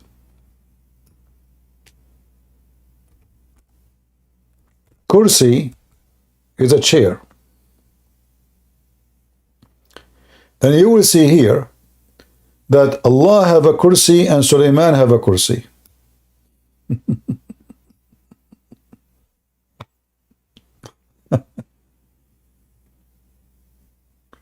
Is that really God? Huh? Allah have a kursi, and look at the size of the kursi of Allah, the chair of Allah. If you read this carefully, you will see that Muhammad is a fool. He thinks the earth is a flat. Because here it says in chapter 2, verse number 255, that the size of Allah kursi, which means a chair, is exactly the same size of the earth and the heaven. How that can be? If the earth and the heaven, they have the same size, which means they are in the top of each other, perfectly in the same size, that means the earth have to be flat.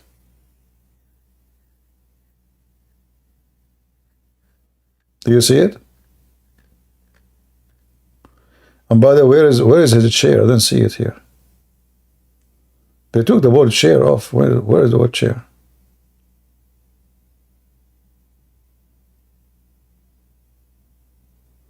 I didn't see the word chair. Anyone see it? Huh. They did not translate the word. And by the way, how the Quran is an Arabic book and yet they are using the word kursi, which is not Arabic. I mean, why Allah, he called his book by a foreign word? He called his chair by a foreign word.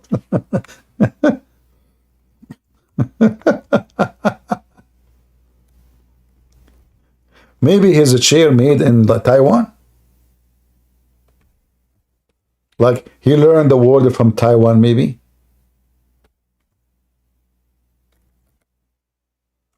Like, you know, in Arabic we say a computer. Well, we know that computer is not really an Arabic word. And because it's made by, you know, non-Arab, so we take their word for it. Whatever they call it, we use it. They say iPhone, we say iPhone. They say galaxy, we say galaxy.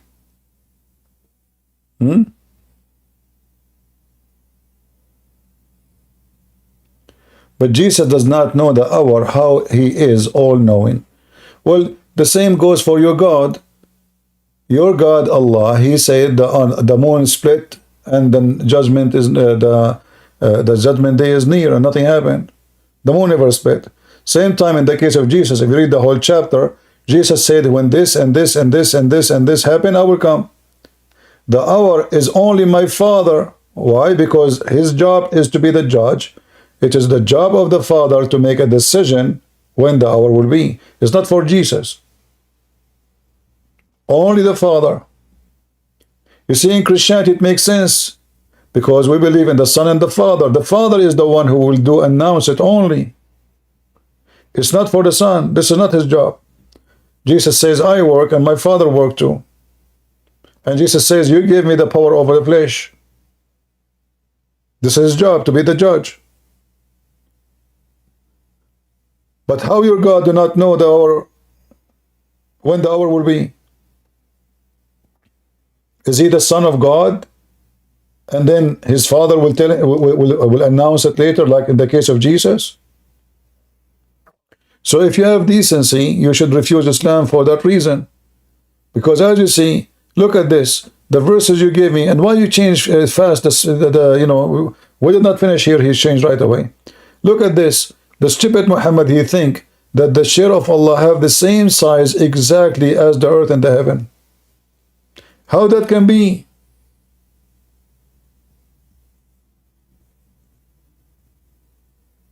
So where is Allah? Is out of the space? Allah chair is in the same size and the heaven and the earth. That means the earth have the same size of the heaven. Who in the world will believe in such a garbage? And the Quran making the earth is flat. This is why the Quran says be Satan.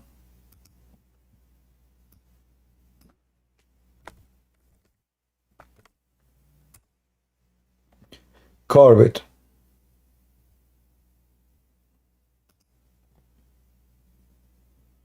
And look at the false translation. They say widespread.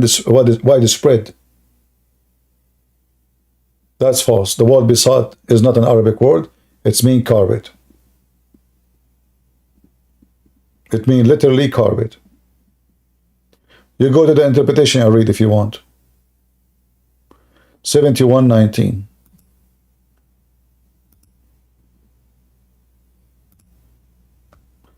Just to show you how they lie in their translation, just to cover up the stupidity of Muhammad.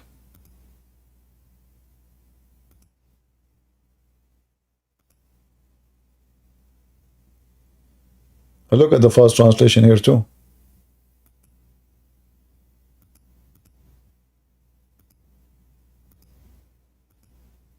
You read in Arabic, you will find different story. Look at this. And God has made the earth flat, open expanse for you.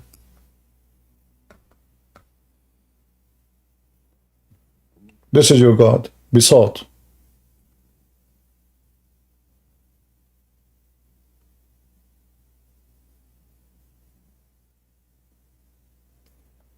Any Muhammadan?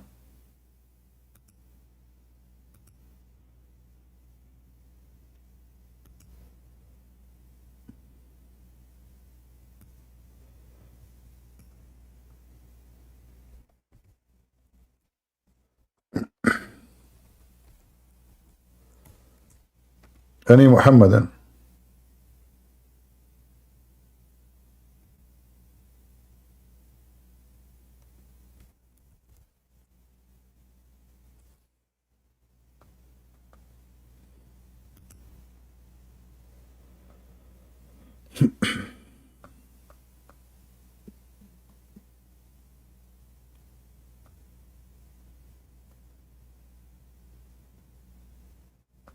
Mayday, mayday.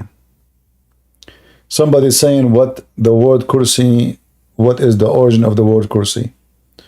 Well, obviously it is an Aramaic word.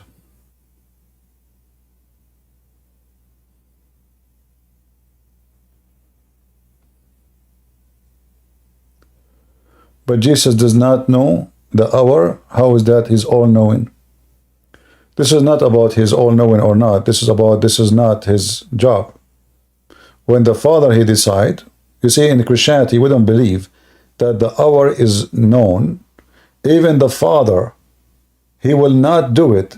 It's not like a preset time. It's very stupid from you Muslims that you don't understand Christianity, but you try to discuss Christianity. In Islam, it's everything is destiny. It's a pre-destiny. So everything there is a time, and the time is already set. In Christianity, no. I will give you an example. In the story of Lut, when he said to him, if there is 70 righteous in the city, he will destroy it. He said no. He said, if there is 10, he will destroy it. He said no.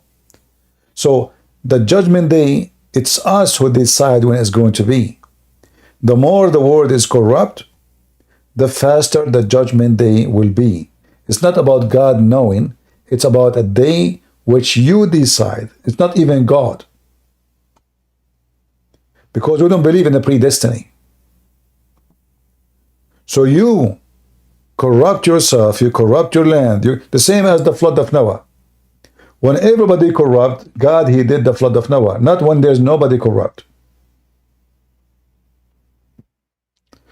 In Islam, everything is a predestiny. Even a child who is an infant, when he is created, he is created to go to hell or heaven in the day he is created. There's no good deed and bad deed, as Muslims they say. The Quran is a false book. In Christianity, no. God will judge you based on your act, and judgment day will not happen until the whole world is corrupt. As you see here, when a person, he is a child, he is an infant, and this is a very authentic hadith. He died, and he committed no sin, and he did not even reach the age of sin, as Aisha, she said. She said he would be a bird in paradise. Aisha, she assumed, because this child, he did not commit sin. But Aisha, she did not know that Muhammad is a fool, and he believed in a predestiny. So you commit sin or not doesn't matter. It is the destiny which is written for you already. He said to her, pay adventure, Aisha, don't be stupid. It might be other way. What does that mean? He might go to hell. Why he want to go to hell? He commit no sin. He reached no age of sin.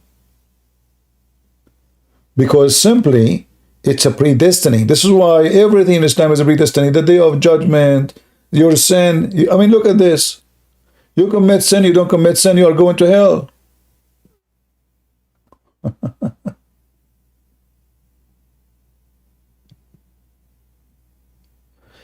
Because some of you say he dies, doesn't know. Some, they say he did. Lul, you fight among yourself. I just answer you. I just say to you, Jesus, he knew when the signs is going to happen, he will come. The announcement for the day is the Father. And you keep saying to me, some to you say yes or no. No, we do not say that.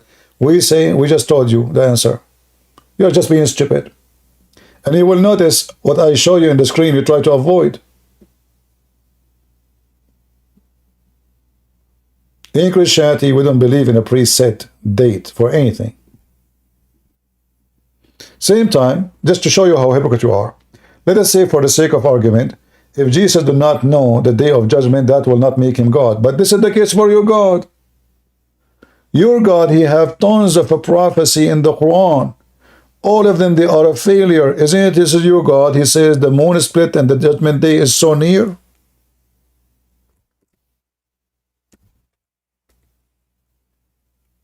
Was your God knowing about the day of judgment? Wasn't this a sign of the day of judgment 1400 years ago? Just to show you your hypocrisy. Isn't it this is your God claiming to know the day of judgment day? He announced it. He just announced it. an eclipse happened, Muhammad, he claimed that this is the day of judgment. He did not say the judgment day will happen then next century. He says the moon split asunder. As what? As a sign of the day of judgment started. Read it.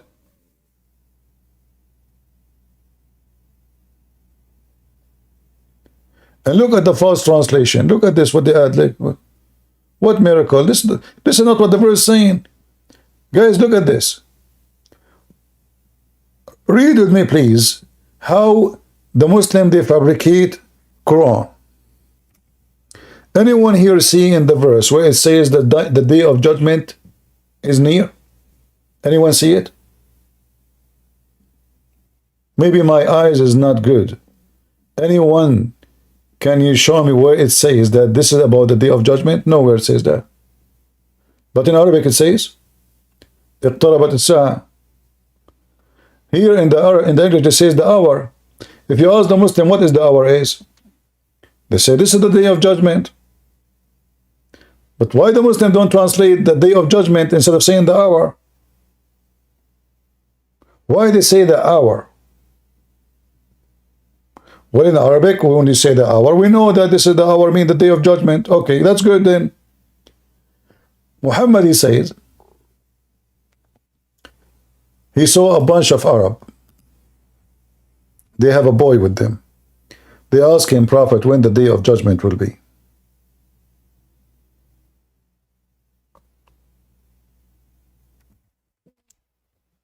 He said, do you see this child is going to come? Before this child grow old. What the word is there is used. The hour. This is why I want you to notice with me here, the hour. Do you see the hour? So what the hour mean? The day of judgment. Wonderful. Read with me.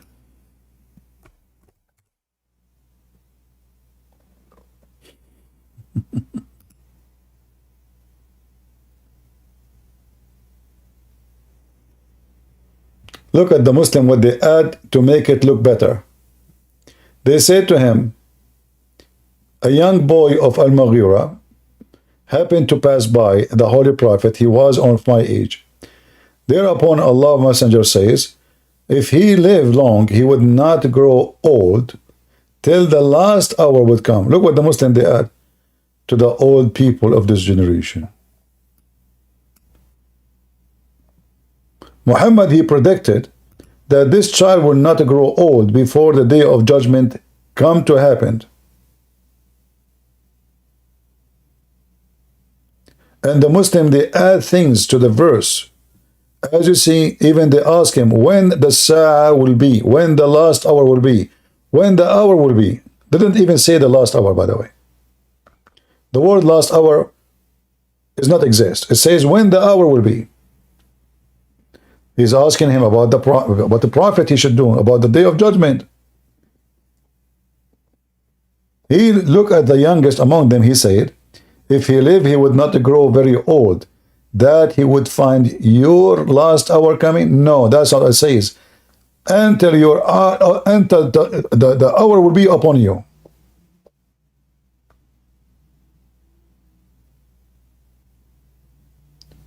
Isn't it the Quran says nobody knows when people die save Allah? This is not about when they will die. This is about the day of judgment. And the Muslim, they start to fix it, fabricating words. Anas reported a person asked Allah Messenger when the last hour would come. It's obvious, the last hour. Again, in Arabic, it doesn't say the last hour, by the way. It says the hour. Read it. متى تقوم الساعة.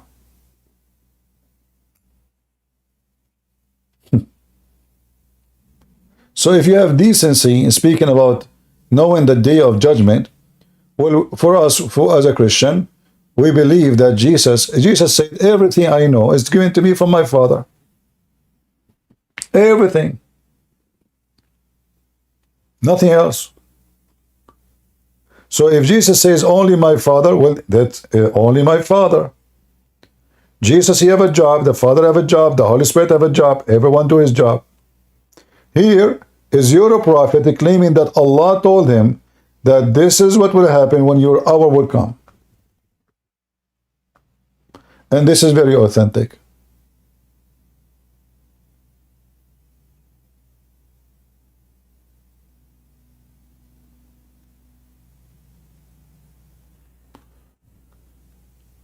How many humans God made? What does that mean? What how many human God made?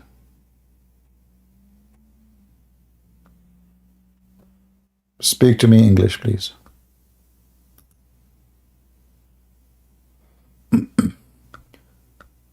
The whole Quran is a false prophecy. Muhammad in the chapter of Al-Kafirun, he said, I will believe not in what you believe, and you will not believe in what I believe. And Abdul, I will not believe in what you believe, and you will not believe in what I believe. I will believe not what you believe, you believe not what I believe, and I believe not what you believe.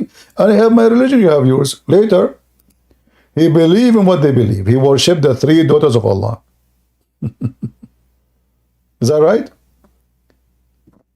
And then later, they believe in what he believed. They become all Muslims. Do you see the false prophecy of Muhammad? How Muhammad, he says, I will not believe in what you believe, and you will not believe in what I believe.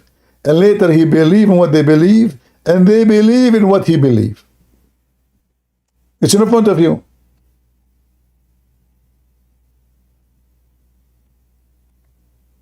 Isn't it all those people later, they become Muslims? So how he says, nor will you worship what I worship. And who is talking here? Allah.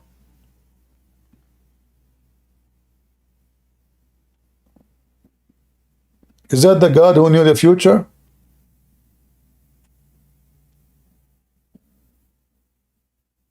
So he worship what they worship. We have the satanic verses. He pray for the three daughters of Allah, and he said their intercession is a must. And then later they worship what he worshiped, because all of them, they became Muslims. So all this chapter is a big failure and false prophecy.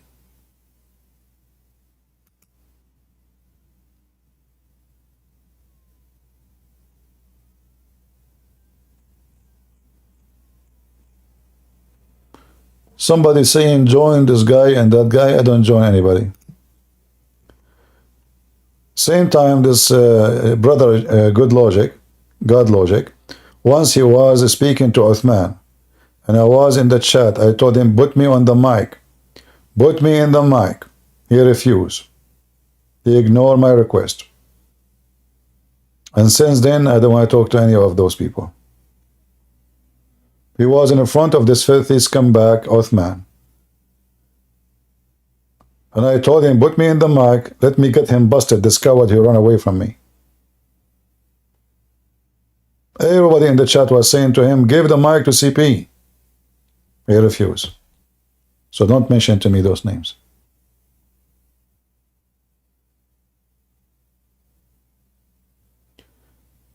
Do we have any Muhammadan?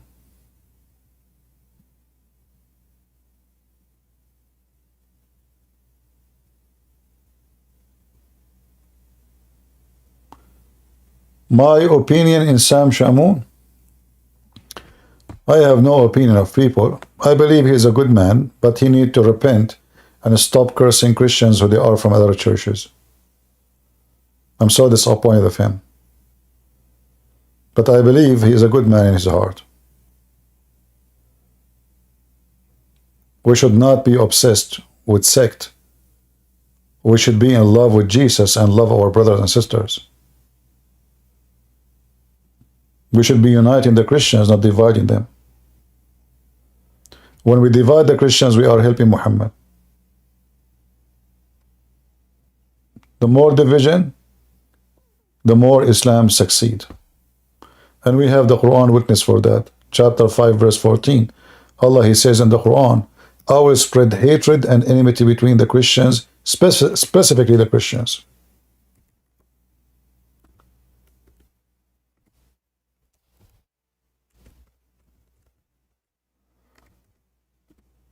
I don't turn the light on when I'm typing, sorry. Because I'm trying... Oh.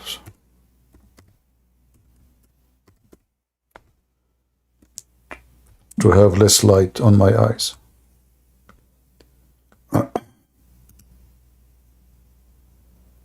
Allah in the Quran says He will spread hatred and enmity between the Christians. So, if we are smart, we should know that when we divide the Christians and we curse each other, sometimes even though I hear some spitting, that is not what God He says to us. Love each other. Love never fail. So if I don't agree with someone from different church, I will not say to him, you go to hell. I will not spit at him. I will not curse him.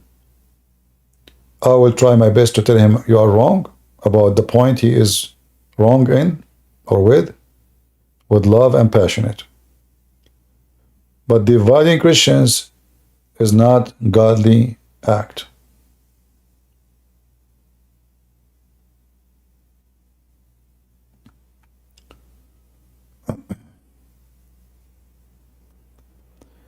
Anyway.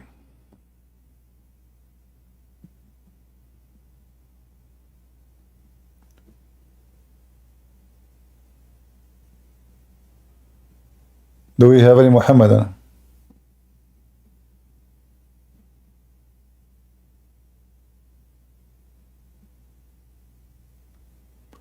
And always remember one very simple thing. Believe in what is biblical, nothing else. Anything is not biblical is not biblical. And biblical is that all men are sinners. So if a Christian prince, he tried to claim that he is the decent guy, and he don't sin, and he is the wonderful, he is, no. Anyone who claimed to be what he claimed to be, he is not even Christian. Because all of us, we are sinners. So why you want to take my advice? I can share with you my knowledge, I can share with you my understanding, but the only advice can given to you is from the Lord Himself. Man, they have no wisdom. The Bible speaks clearly about that the wise man is a foolish. There's no wise man. You know, the word wise, the same as the word told, the same as the word chore, the word same, it's relative to something else.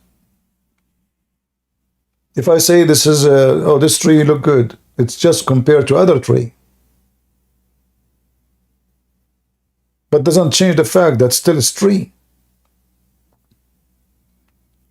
So if we compare between two men, and we say this man is wiser than this man, but doesn't mean that both of them, they are still foolish compared to God.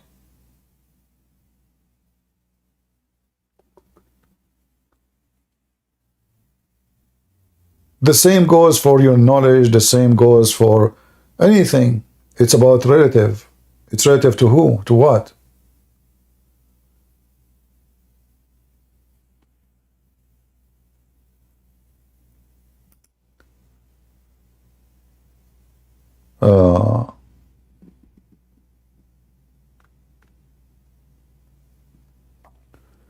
So if we are people who love Jesus and we follow Him, we follow Jesus and what Jesus said, not what a Christian prince says or somebody else. If something he say, if this guy, Christian prince, he says something to you is not in the Bible, don't listen to it.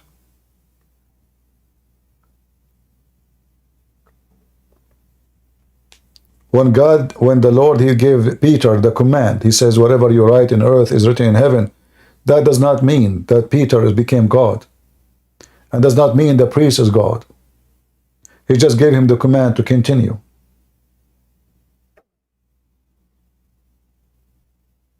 To give the message, the scriptures. Peter is not God. So if a priest, he tried to play God in front of us, he is a fake man. No priest is God, and no priest can forgive sin, and no priest is a sinner himself. He have to confess his sin every Sunday. So worship God your Lord and your Master. You have only one Master, only one Lord, and never worship the man. For all men are sinners, including me.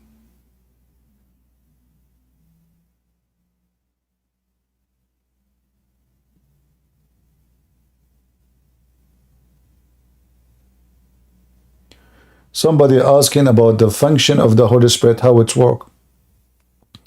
In Islam, because in Islam it's only an angel. Well, the Holy Spirit simply is the ability of God to be everywhere, anywhere, as He wish, by knowledge, by existence, by present.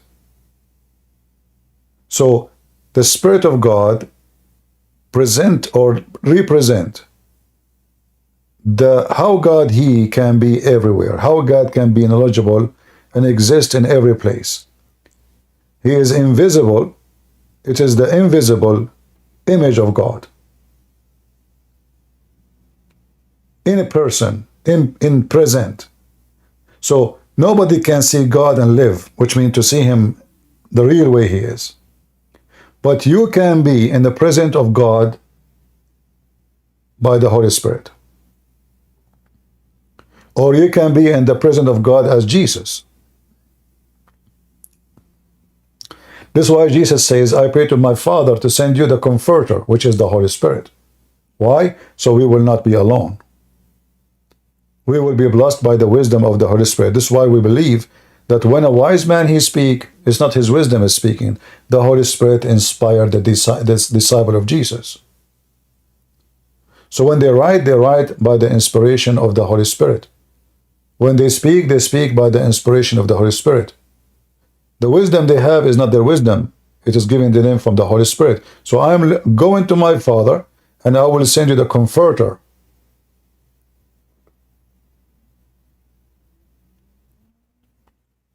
Muhammad, he took the Holy Spirit word from the Christians. He put it in his Quran. But Muslims, suddenly, this has become an angel. But this cannot be an angel. Nowhere in the Quran, by the way, it says Holy Spirit is Jibreel. Nowhere.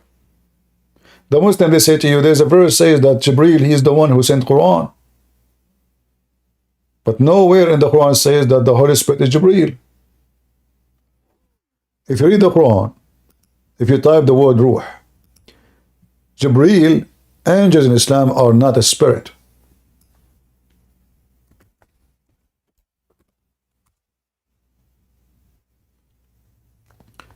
The foolish Muhammad, when they ask him about the spirit, I mean, look, a Muslim asking me what is the spirit, what is the Holy Spirit? How come you don't ask yourself, how in the world your God he say such a thing? Look at this. They ask thee concerning the spirit, not the inspiration. It doesn't say inspiration. This is false translation. The spirit say, the spirit is by the command of my Lord. What is the answer? They are asking you, what is the spirit? He says, it's only Allah knows. Do you see the ignorant Muhammad? He could not answer about a simple thing he speak of. He could not say, what is the spirit? They did not ask you who command the spirit. They are asking you, what is the spirit? Muhammad failed to give a very easy question answer. They ask you, Muhammad, concerning the Ruh. The spirit say, the Ruh is one of the things of the knowledge of my Lord. But who is talking? Allah. Why Allah don't tell us? Why Allah don't tell us this is an angel, this is Jibreel? Why Allah cannot tell us what it is? What is the problem? And remember, the one is answering now supposedly is Allah himself. So if Allah is incapable of to explain what is the spirit, who is going to explain? Then you go to a different verse. You will find this. In chapter 78, verse number 38, it says, the day when the Ruh, and they put between two brackets Jibreel.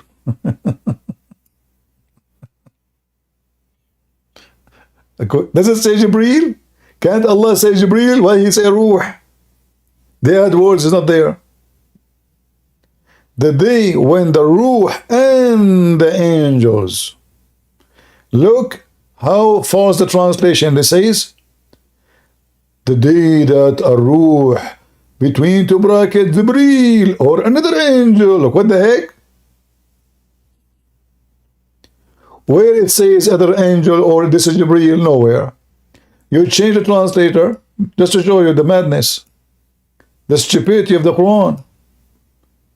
This is a book made by somebody taking hashish. Upon the day when the spirit and the angels stand and rock. Okay, if the angels are angels and Jibreel is an angel, then the sentence here is wrong. The spirit and the angels. That means the spirit is that's not the same as the angels.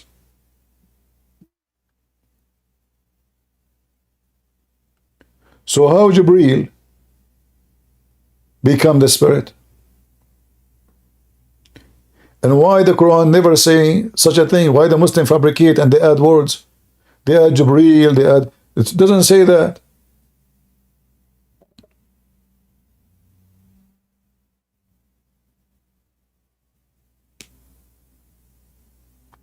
Then the Muslim, they will say to you, well, there is a verse in the Quran. It says this. Chapter 26, verse number 193. It says, the trustworthy Ruh has brought it down. Still there is no Jibreel. This is addition. They add things to the Quran.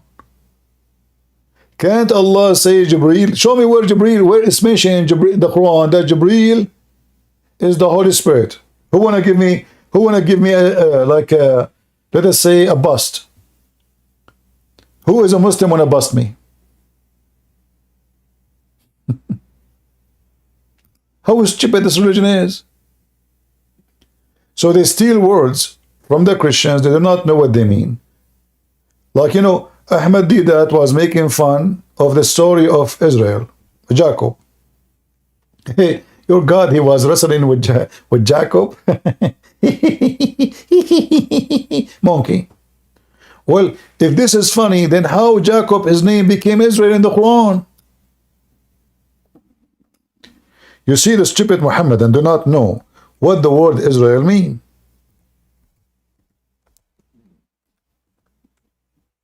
If the Quran accept the name Israel, that means this story is true. But Hidayat was making fun of it.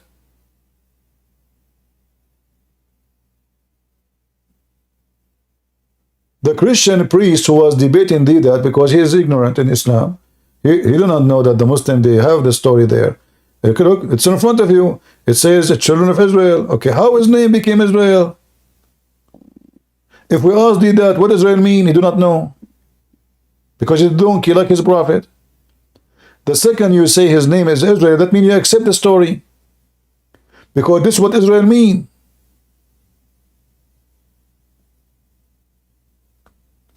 All of this in the Quran says Israel, Israel, Israel, Israel. And by the way, here, this will remind me of something. Look at this verse. Chapter 3, verse number 93.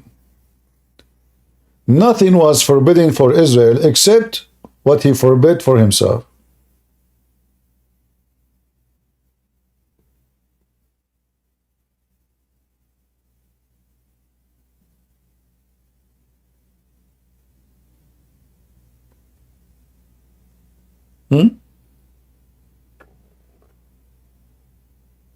So why now those things are forbidden?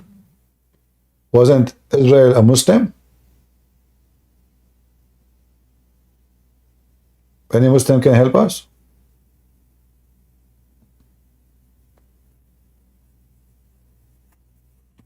Israel, he used to eat pork.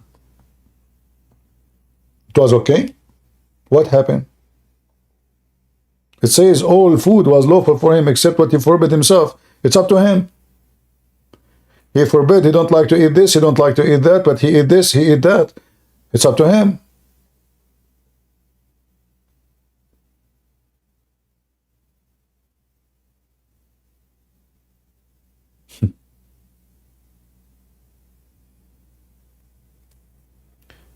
Only if you are a Muslim, please put your hand up. Are you a Muslim, Squishy?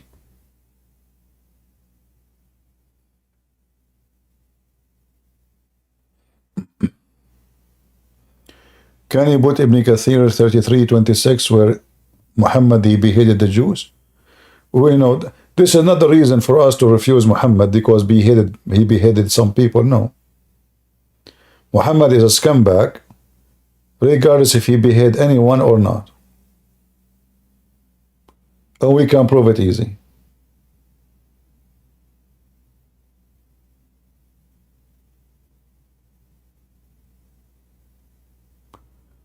You are the one who was speaking to Dawah? Okay, put your hand up, please.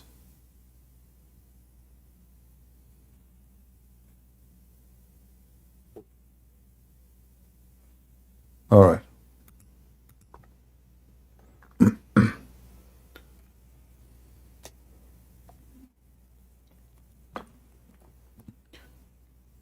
All right, go ahead. Hey, what's up, Christian Prince? It was crazy to see you live, but I didn't mean to interrupt. How are you doing, my friend?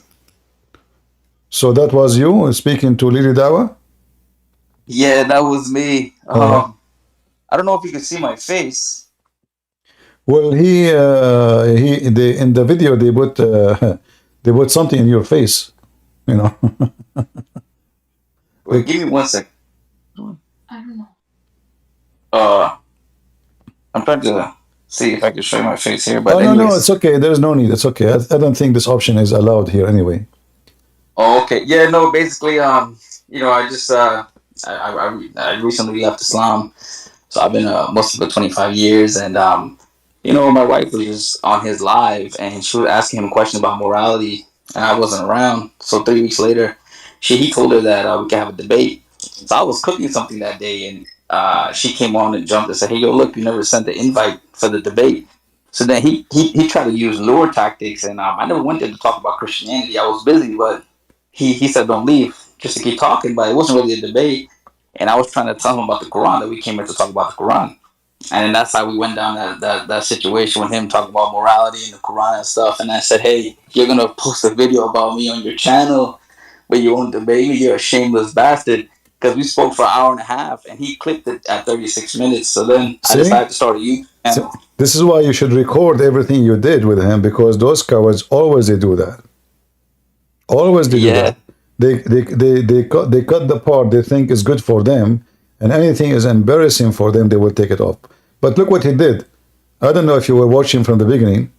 This guy, when he mentioned to you the story of the God in the Old Testament commanding to kill the women and the children, this story is in the stupid Quran, and this is story explained in the Quran. But this donkey do not know his religion. Chapter 2, verse number 246 in the Quran. Those people, they killed the Jews. They killed all the men, they kidnapped all the women and the children, and they took even the covenant. So here you will see the story in the Quran. Allah is upset from the Jews because he wanted them to go and kill them, but they refused to go. Do you see the verse I'm showing you on the screen?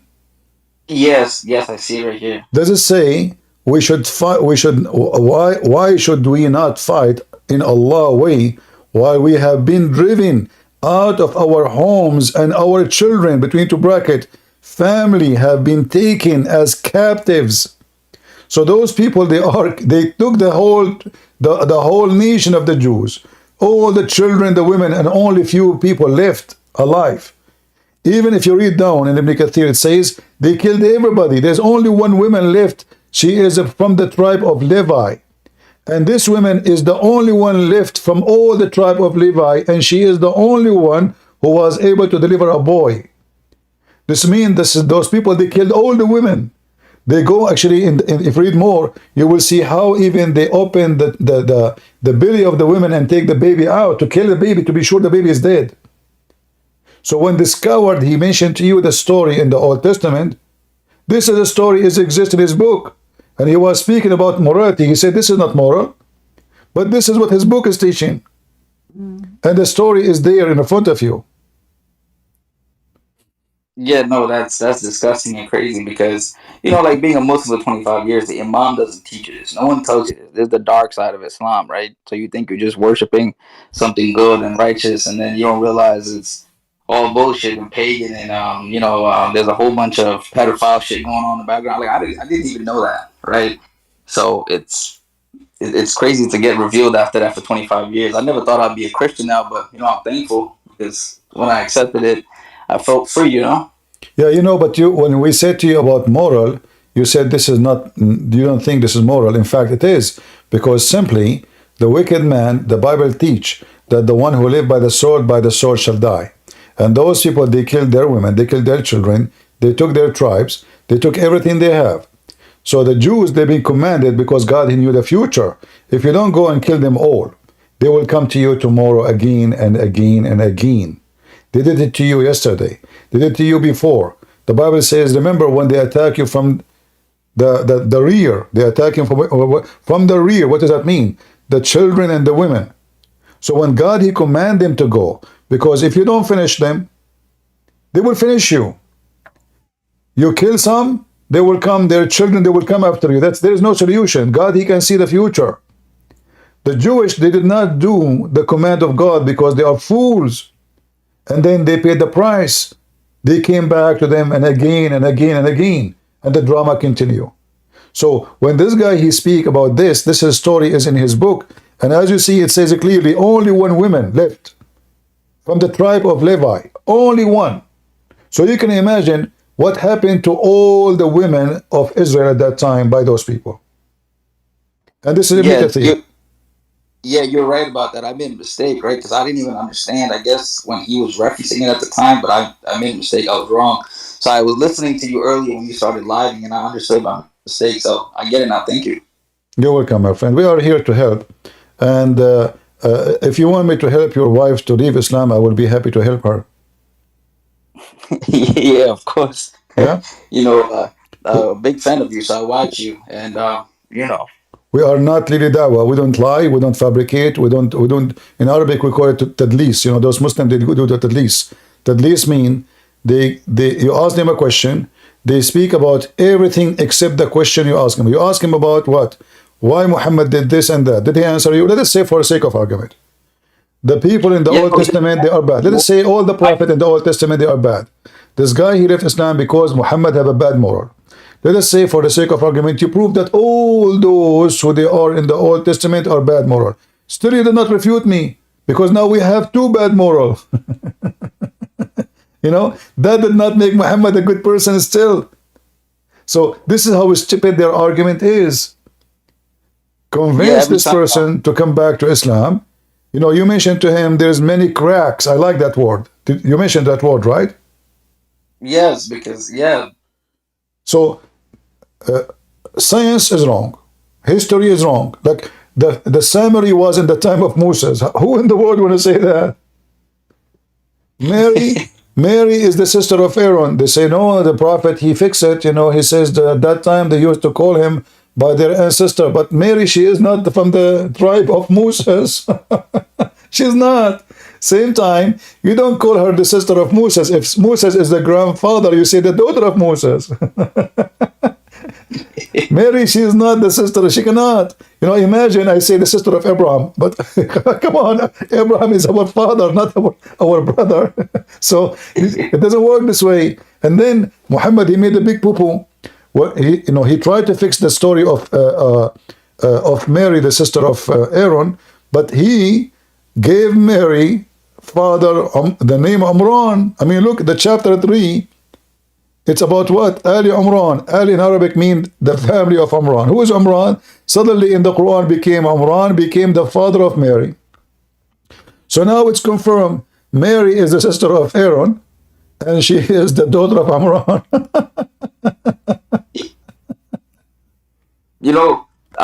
I had asked him. I don't even think it's even there. But I've asked him. I said, "Look, let's go to the preservation tactic because you said that one word's not been changed, inserted, and whatever." I said, forget the topic of manuscripts. So all the manuscripts contradict the Quran. I said, look, if you pay attention to Sahih al-Bukhari, it tells you that half of the Quran was written on stones, parchment, leaves, and bones. So when the people were dying in the Battle of Yamama and Zayd ibn Thabit had to go search for the Quran, I said, half of the people didn't even know how to read or write, and half of the Quran's already been dead because the people died in the battle. So I said, how can you tell me that the Quran is perfectly preserved and everybody remembered it, but they gave Zayd ibn Thabit the mission to go search and find it, and half of the verse they were missing.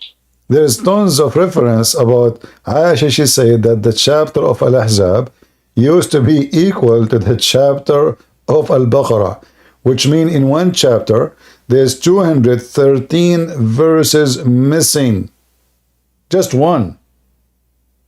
Yesterday, we have a Muslim here. I asked him, are you willing to say that Aisha, she lied? He said, I cannot say that. Okay.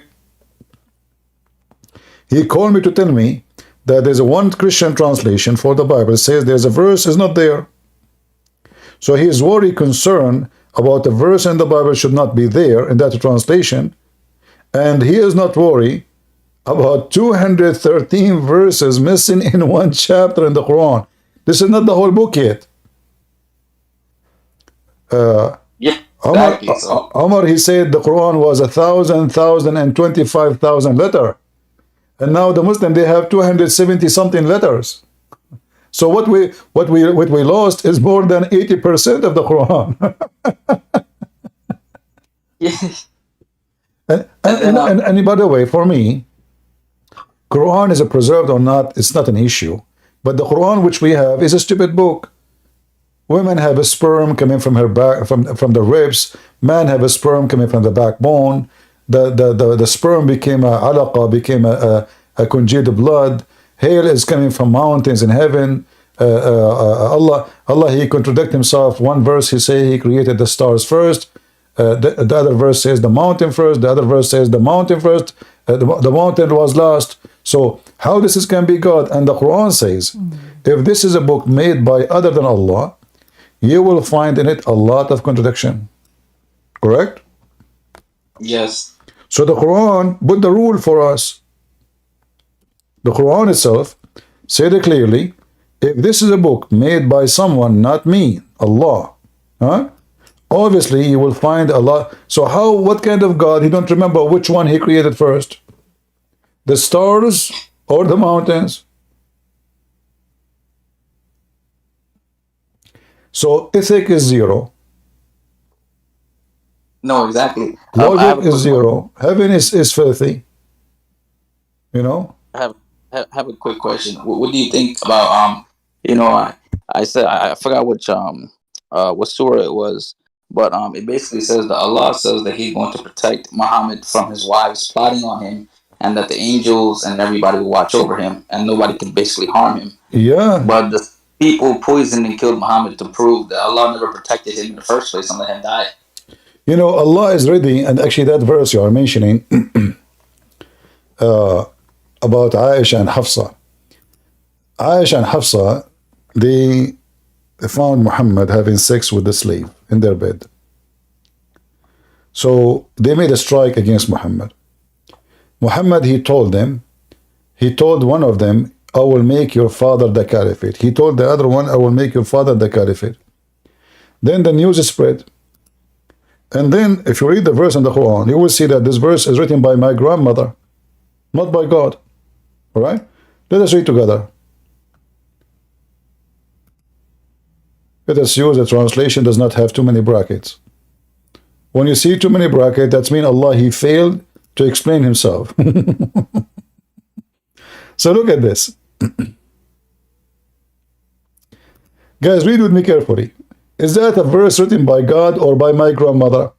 When the prophet, he disclosed the matter in confidence to one of his wives, and she believed, what is translation? What those words are? Just let me use this. Yusuf Ali, I think he's using Google translation. Hold on, I can't even read it.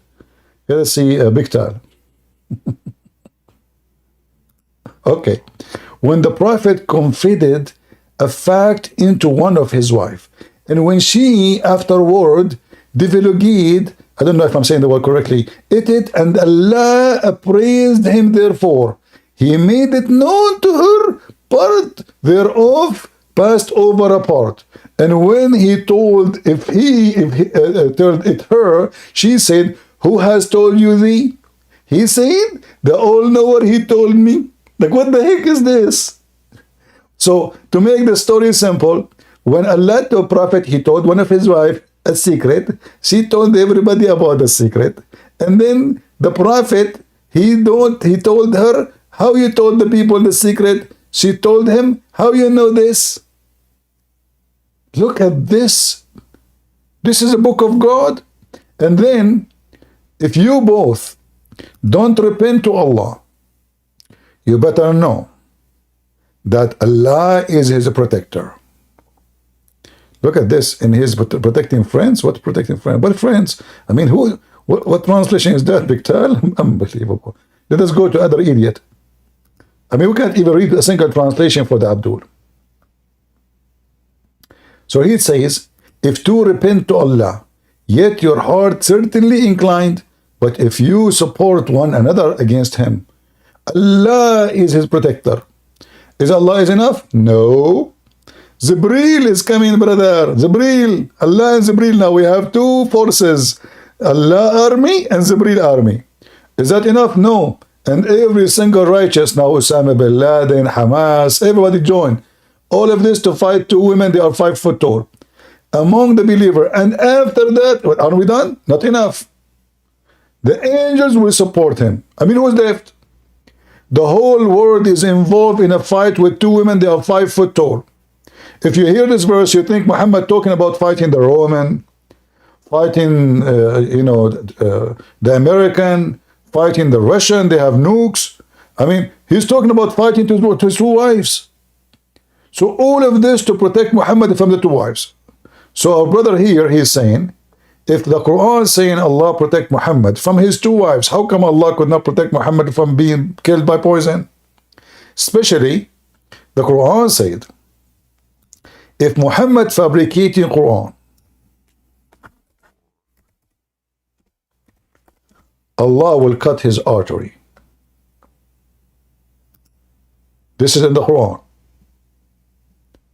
If he invented against us any saying, chapter 69, verse number 44, we should have seized him by his right hand, which means we are going to punish him, and we'd surely have cut his lifeline, his artery. How Muhammad he died? Muhammad, he said in the hadith, Aisha, today because of the food I ate at Khaybar, I feel as my artery is being cut off. Read it. And this is the hadith. Let me read it for you.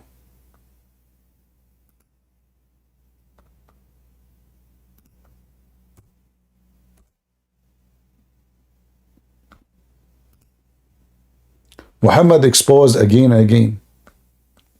Muhammad, he predicted how he will die if he is a liar. Do you see it? Yeah, we see this. Is your wife watching? Yeah, she's watching. I made a mistake trying to hear what you're saying, but she recently left too. She accepted Christ. Oh, amazing! So that's wonderful, my friend. Well, that means you should not need my help. I thought she's still Muslim. Okay. No, she watches plenty of your videos. Trust me. So she put me on to you. All right. Oh, she is the one who brought you here. Yeah, because that's how she went to talk to Ali Dawah, because she started watching. Okay, I want you to do this then. I want you to do this. You take $100 and you go to the store and you buy her nice shoes as a gift from me. Okay. Don't be cheap. Come on. I mean, hello. All right. Yeah. Well, I'm happy for you, my brother. That's you left Islam, and those cowards, they don't dare to debate me. He's trying to supposedly, and I heard him, look how evil he is. You see, in the Bible says that if a man, if a family, if a woman or if a man, they become a Christian, we should not encourage them to divorce, because that will destroy a family. Even if the other person is from different faith. This guy, he said to your wife, and I heard him saying that in the start. I did not watch the whole video yet. He said, you should leave this man. He is not a Muslim. You cannot be with him. Look how evil they are. He want to destroy a family, and you don't care. Yeah, Christian Prince. So I mean, after that video, like a whole hour later on, when we were talking, he kept yelling and screaming and telling her and pressuring her, "Oh, you need to leave now. He's gonna lead you to the hellfire. He's a wicked man. Your nikah is finished." I was like, "Yo, are you seriously disrespecting me and my wife right now? Like what is this, man?" Like I don't know. It got heated. So like I guess I was talking a whole bunch of nonsense. But I was so angry at that time because I don't know. He's a disgraceful, shameful person. You know what I'm saying? He acting like he's her dad or he's her brother or something. It was he have authority. Same time, if you are a person who have a sex with a child, she is 6 years old, that will make you a good righteous man, you know. Or did you watch his video saying about having secret wife? My wife said that was shameful. How could he say that? Him and Mohammed Hijab. So those guys, they are speaking about ethic, and they are teaching Muslim women that it's not your right to ask us why we have a secret wife. We should have secret wife. And here you see that those people have zero decency. Anyone, you see, when people, they do something and what they do is hidden, obviously because it's a shame. If I want to take off my clothes, I close my curtain. Why? Because it's a shameful thing to show yourself naked to the people in the street. So we cover things when we know that it's a shameful thing to do in front of others. It can be sin. It can be because it's not right. Here, why you want to take a secret wife if it is a wife? And how she can be a wife if she is secretly sleeping with you? Because in order to be for you a wife, she have to have witnesses. She have to be known. So people will not speak about her. Oh, she is going with this man. Oh, we see her going out of this apartment. Oh, we are, So what kind of society we're talking about? So now every Muslim man, he go and marry here. And that's why you will see Muslim, they go vacation a lot. Why they go vacation to different country? Like I saw a Muslim woman, she spoke to me, she told me about her story. And actually I saw the same story. Maybe it's the same person. She sent like a message to a sheikh, and he answered her. She said, my husband, he's from Jordan. Every summer, every few months, he go vacation to visit his parents. After many years, I found out that he have other wife there.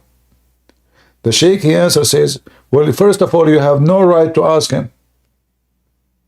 You have no right. Who are you? You are just a woman. You are there to serve him, to cook for him.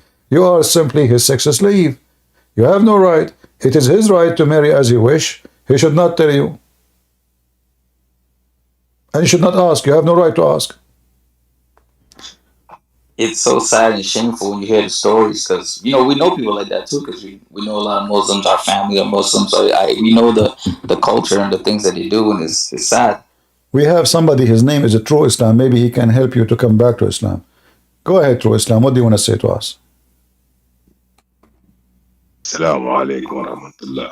Wa alaikum assalam. Do you speak Arabic? Sure.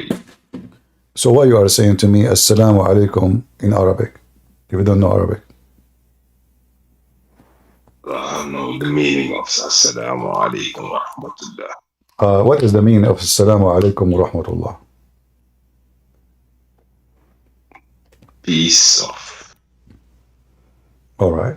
So how come the angel Jibreel, when he came to Muhammad, he don't say to him Assalamu alaikum?